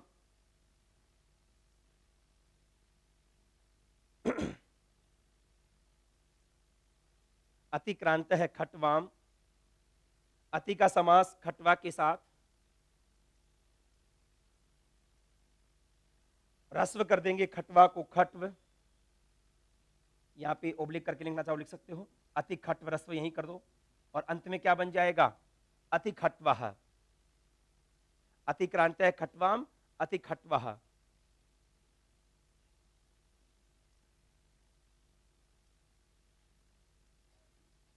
ठीक है। अब ऐसे देखो और प्रसंगों को देखो। अतिक्रांत है मालाम, ऐसा व्यक्ति जिसने माला का अतिक्रमण कर दिया हो। अब यहां पे समास किसका होगा? अति का। किसके साथ? माला के साथ। अब माला के अंत में आ है ना, इसको रस्व कर देंगे, माला की जगह क्या हो गया? मालय, और विसर्ग कार्य करेंगे तो रूप क्या बनेगा? अतिमाल है। इसी प्रकार से अतिक्रांत है शाखाम, ऐसा कोई व्यक्ति जिसने शाखाओं का भी अतिक्रमण कर दिया हो। शाखा का मतलब हुआ पेड़ की जो शाखाएं हैं वो। अब कोई व्यक्ति इतना लंबा हो, पेड़ के नीचे से जा रहा था लेकिन शाखाओं के टच हो गया, तो ऐसे व्यक्ति को क्या कहेंगे? अति शाख है। शाखा को रस्व करेंगे, शाख है और अतिक्रांत पुल्लिंग का है तो अति शाखा भी कहां का बनेगा? पुल्लिंग का बनेगा। ऐसे देखो, अतिक्रांत है मायाम, ऐसा कोई व्यक्ति जिसने माया का अतिक्रमण कर दिया हो। तो अब अति का समास किसके साथ? माया के साथ। अति माया, अब माया को रस्व करेंगे, क्या बन जाएगा? माय। अति माया है। दुनिया में जितने भी लोग हैं वो माया का अतिक्रमण नहीं कर पाते, माया के वश में हो जाते हैं। माया का मतलब यहां पर धन नहीं है, माया का मतलब यहां पर दैनिक जो सांसारिक लौकिक प्रक्रियाएं जितनी भी हैं उन सबको माया कहा गया है। हम जितने भी जो मोह होते हैं, जितने भी हमारे क्रोध, द्रोह इत्यादि अवगुण होते हैं, या लोभ, लालच इत्यादि जो अवगुण होते हैं, प्रत्येक मनुष्य उस माया में संलग्न है। इस लौकिक प्रक्रिया में जो आ गया वो उस माया में संलग्न है। माया से ही संसार है। यदि वो माया नहीं होती तो संसार का निर्माण संभव नहीं था। ठीक है, माया के माध्यम से पूरी संसार की उत्पत्ति या निष्पत्ति हुई है। लेकिन ऐसा कोई व्यक्ति जिसको माया प्रभावित नहीं कर पाई, उस व्यक्ति को क्या कहेंगे? अति माया है। तो यहां पे द्वितीय वाला का समास हो गया। अब आते हैं तृतीयांत के साथ। जैसे देखो, उपमित है अध्यक्षेण, अब इसमें कौन सी आ रही है बताओ? तृतीय विभक्ति आ रही है ना। देखो, उपमित है अध्यक्षेण, ऐसा कोई व्यक्ति जो अध्यक्ष के जैसा हो। उपमित है अध्यक्षेण मतलब अध्यक्ष के जैसा। उपमित अर्थ में कौन सा अव्यय आ गया? उप, और आगे मूल शब्द क्या है? अध्यक्ष। उप का समास अध्यक्ष के साथ, सवर्ण दीर्घ हो जाएगा, रूप क्या बनेगा? उपाध्यक्ष है।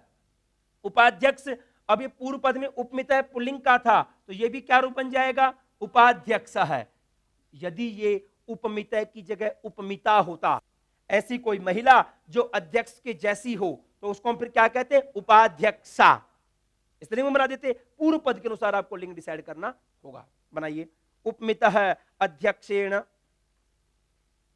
उपमित अध्यक्षेण, उपमित अध्यक्षेण, क्या रूप बन जाएगा? उपाध्यक्ष।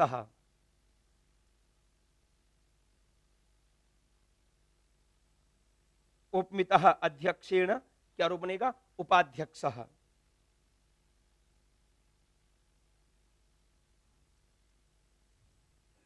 उपमित अध्यक्षेण उपाध्यक्ष।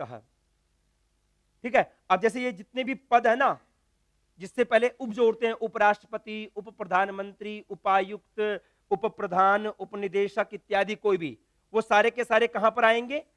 प्रादि तत्पुरुष में आएंगे। क्योंकि यद्यपि उप का प्रसंग अव्यय भाव में भी था, लेकिन अव्यय भाव में होता तो नपुंसकलिंग होता और अम होता, क्या रूप बनता? उपाध्यक्षम बनता। लेकिन यहां तो क्या बना है? उपाध्यक्ष है। तो जितने भी पद नामों से पहले, मैं इसलिए बता रहा हूं क्योंकि यदि कोई गद्यांश या वाक्य प्रयोग आए तो वाक्य प्रयोग में कोई पद की बात चल रही हो तो वहां पे इनका प्रयोग आ सकता है, उप वाला कोई भी। ठीक है, जैसे देखो, उपमित है राष्ट्रपतिना, ऐसा कोई व्यक्ति जो राष्ट्रपति के जैसा हो। उप का समास राष्ट्रपति के साथ, क्या रूप बन जाएगा? उपराष्ट्रपति ही। उपमित है प्रधानेन, ऐसा कोई व्यक्ति जो प्रधान के जैसा हो तो क्या रूप बन जाएगा? उप प्रधान है। ऐसे ही उपमित निदेशकेन, ऐसा कोई व्यक्ति जो निदेशक के जैसा हो, डायरेक्टर के जैसा हो, तो हम क्या कहेंगे उसको? उपनिदेशक। उपमित है आयुक्तेन, आयुक्त का मतलब होता है कमिश्नर, कमिश्नर के जैसा। उप का समास हुआ आयुक्त के साथ, क्या रूप बन जाएगा? उपायुक्त है। और उपमित है पत्या, पति के जैसा, पति के सदृश, तो उप का समास होगा पति के साथ और रूप क्या बनेगा? उपपति ही। एक बात ध्यान रखना, मैंने आपको बताया था पति शब्द के रूप अलग चलते हैं और पति शब्द से पहले कुछ जुड़ जाए तो हरि की तरह चलेगा। जैसे ऊपर आया ना राष्ट्रपति, तो राष्ट्रस्य पति राष्ट्रपति। अब यहां पे राष्ट्रपति शब्द का रूप तो हरि की तरह चलेगा, तो हरि से तृतीय में क्या बना? हरिणा। वैसे राष्ट्रपति से क्या बन गया? राष्ट्रपति ना। लेकिन अकेला पति शब्द का रूप तृतीय एक वचन में देखो, तृतीय एक वचन में क्या बनता है? पत्या। पतिना नहीं बनता, पति से क्या बनता है? पत्या। तो यहां पे क्या रखा? उपमित है पत्या, उपपति ही। ऐसे ही संगतम अर्थेन, ये जोड़ लीजिएगा, ये अलग अर्थ दूसरा आ गया लेकिन तृतीयांति है। संगतम अर्थेन, जो अर्थ के जैसा हो, तो यहां पे संगतम में यहां पे सम अव्यय का प्रयोग होगा, आगे अर्थ है, सम का समास अर्थ के साथ मिलाकर के लिखेंगे, क्या बन गया? समर्थ। समर्थ। अब देखो पूर्व पद क्या है, सम है ना, संगतम नपुंसकलिंग का था, तो ये भी कहां पर बनेगा, समर्थम। अब आप ये कहो कि यहां तो अम दिख गया, पूर्व पद में अव्यय भी है, तो क्या अब अव्ययी भाव करते हैं क्या? लेकिन मैंने भी चालाकी दिखाई है, अम वहीं पर किया है जहां पे सम था। सम का प्रयोग तो कहीं पर भी अव्ययी भाव में आया ही नहीं। अव्ययी भाव में तो प्रय का उप का आया था, अति का आया था, और बाकी प्रसंग आए थे, अधि का आया था, लेकिन उनके प्रकरण को यहां पर नहीं रखा। सम वाले में नपुंसकलिंग का उदाहरण दे दिया, मतलब सम का प्रसंग तो वहां पे था ही नहीं। तो चाहे नपुंसकलिंग होगा तो भी आपको क्या करना होगा, प्रादि तत्पुरुष ही करना होगा। इस प्रकार से ये तृतीया वालों के साथ समास हुआ है प्रादियों का। अब मैं चतुर्थी वाले एक उदाहरण को रख रहा हूं, वैसे ज्यादा प्रसिद्ध नहीं है लेकिन फिर भी देख लीजिएगा। ऐसा कोई व्यक्ति जो अध्ययन के लिए दुखी हो, परिग्लान है अध्ययनाय। देखो परिग्लान है अध्ययनाय, परि का समास होगा, किसके साथ होगा, अध्ययन के साथ। ऐसा कोई व्यक्ति जो अध्ययन के लिए दुखी हो, यहां से वहां घूम रहा हो कि मेरे को कोई अच्छा अध्यापक मिल जाए, उस व्यक्ति को क्या कहेंगे, परिग्लान है। ग्लान का मतलब होता है दुखी, जो अध्ययन के लिए दुखी हो। अध्ययन के लिए दुखी, अध्ययन से दुखी अलग होता है, अध्ययन से दुखी अलग हो गया और अध्ययन के लिए दुखी अलग हो गया। परि का समास अध्ययन के साथ यण संधि करेंगे, यण संधि करेंगे तो क्या रूप बन जाएगा, परिअध्ययन। अब परिग्ला, वैसे अध्ययन सब नपुंसकलिंग का था, लेकिन परिग्लान पुल्लिंग का है, तो यह भी क्या रूप बनेगा, परिअध्ययन पुल्लिंग का ही रूप बनेगा। देखो परिग्लान है अध्ययनाय, परिग्लान है अध्ययनाय, परिग्लान है अध्ययनाय,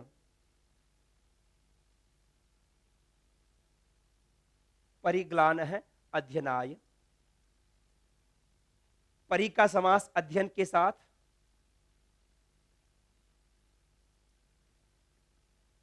परि का समास अध्ययन के साथ क्या रूप बन जाएगा, परिअध्ययन। तो ये चतुर्थी वाले के साथ समास हो गया। तो प्रथमा के साथ, द्वितीया के साथ, तृतीया के साथ और चतुर्थी के साथ, चारों के उदाहरण हो गए। अब आते हैं हम पंचमी वालों के साथ, इन पराधियों का ही समास कर रहे हैं। जैसे ऐसा कोई व्यक्ति जिसको जयपुर से निकाल दिया गया हो या जयपुर से निकला हुआ, निष्क्रांत है जयपुरात। अब देखो इसमें यहां पे निर का समास होगा, किसके साथ होगा, जयपुर के साथ होगा, और निर्जयपुर। अब वैसे तो जयपुर शब्द तो नपुंसकलिंग का था, लेकिन निष्क्रांत पुल्लिंग का है, तो ऐसे व्यक्ति विशेष को हम क्या कहेंगे, निर्जयपुर है। निष्क्रांत है जयपुरात, निर्जयपुर है, जयपुर से निकाला हुआ, तो दूरीकरण करता रहे ना, तो यहां पे पंचमी वाले के साथ समास, निष्क्रांत है जयपुरात,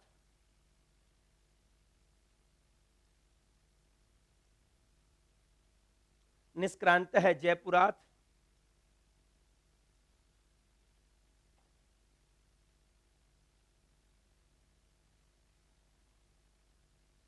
ऐसा कोई व्यक्ति जिसको जयपुर से निकाला गया हो।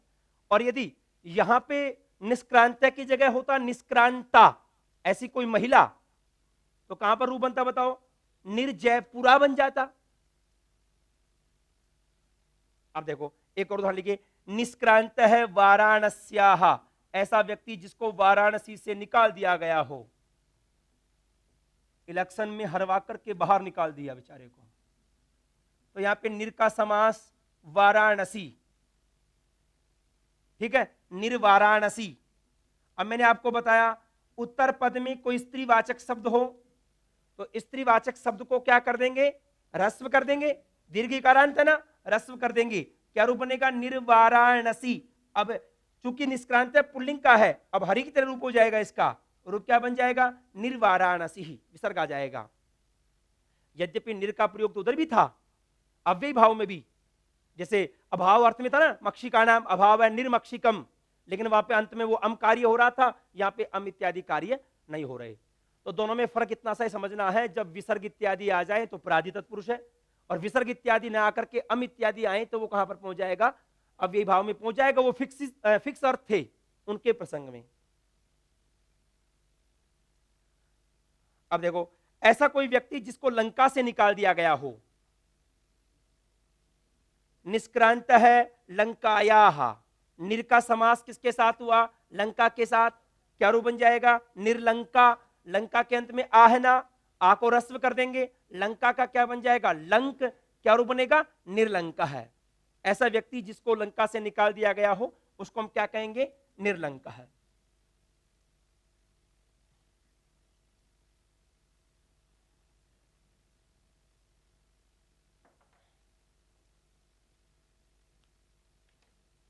अब एक यहां पर रख रखा है उत्क्रांता कुलात।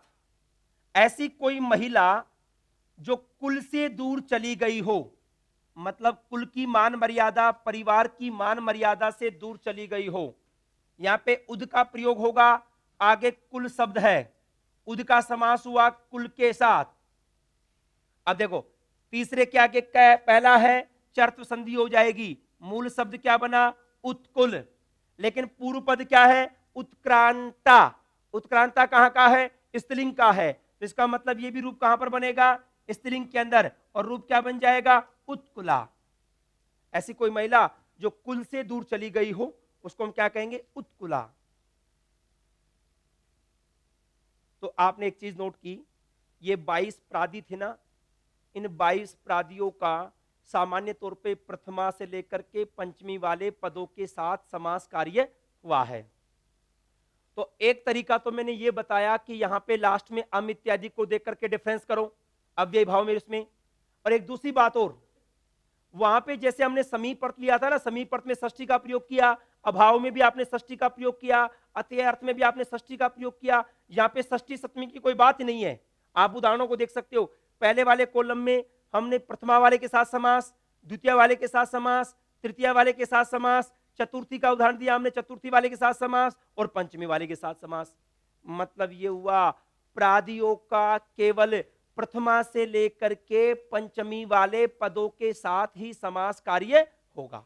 तो दोनों में डिफरेंस हम कर लेंगे अव्यय भाव और प्रादि तत्पुरुष के प्रसंग में भी। नीचे एक लाइन लिखेंगे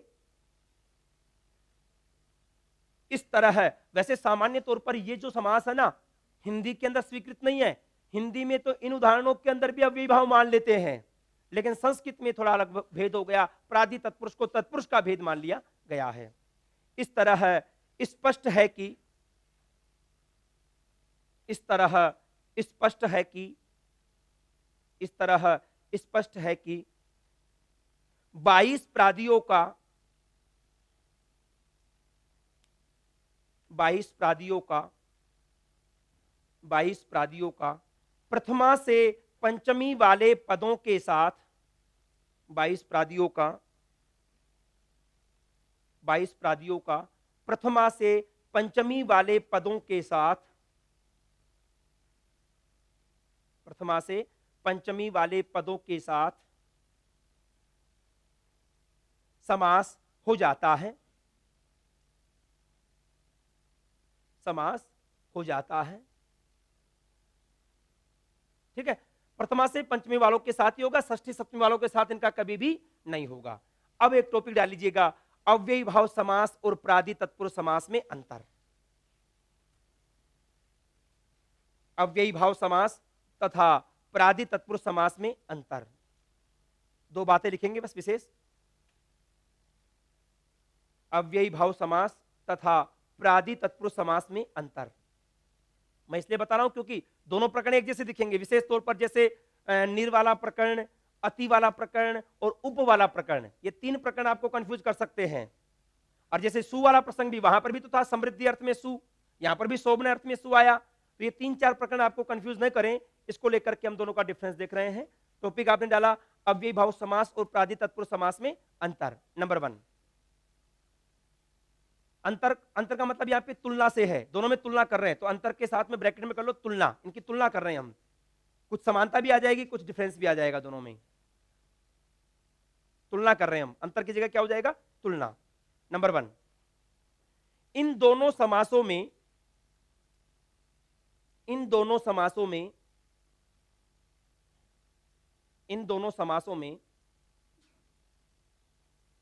पूर्व पद अव्यय होता है। इन दोनों समासों में पूर्व पद अव्यय होता है। पूर्व पद अव्यय होता है तथा पूर्व पद अव्यय होता है तथा पूर्व पद के अर्थ की ही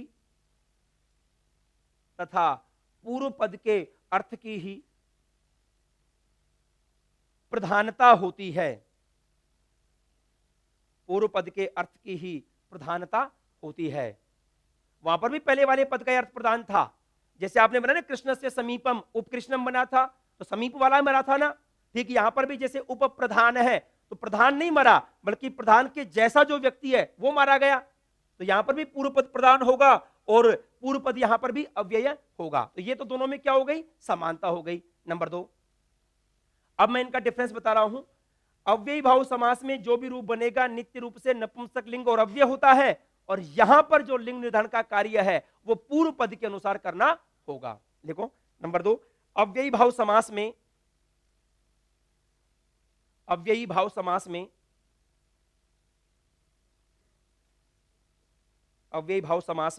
बनने वाला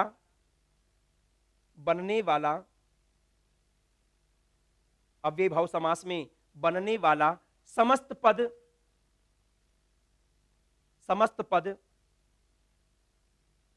नित्य रूप से अव्यय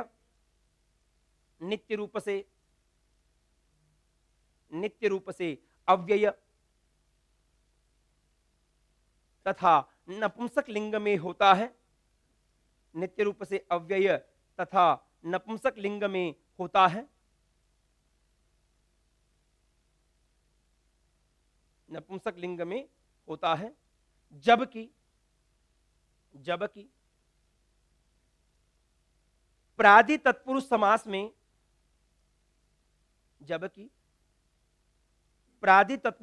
में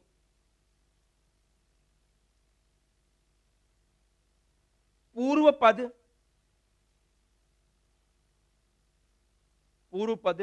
अव्यय के साथ स्थित पूर्व पद अव्यय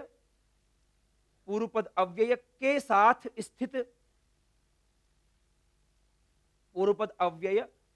साथ स्थित पद के लिंग के अनुसार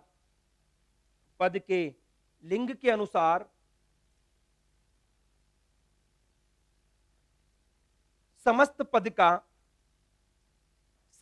का लिंग होता है। क्लियर दोनों में डिफरेंस? वहां पे अव्यय और नपुंसक लिंग था, और यहां पर आपको पूर्व पद के साथ जो जुड़ा हुआ पद है ना, अतिक्रांत है। क्रांत पुल्लिंग का था तो आपने पुल्लिंग का किया, अतिक्रांता होता तो आप स्त्रीलिंग में करते हैं। तो इस प्रकार से दोनों में डिफरेंस भी कर सकते हैं। तो इस कक्षा के माध्यम से हमने जो सप्तमी तत्पुरुष है, नय तत्पुरुष है और प्रादि तत्पुरुष है, उसकी प्रक्रिया को रखा है।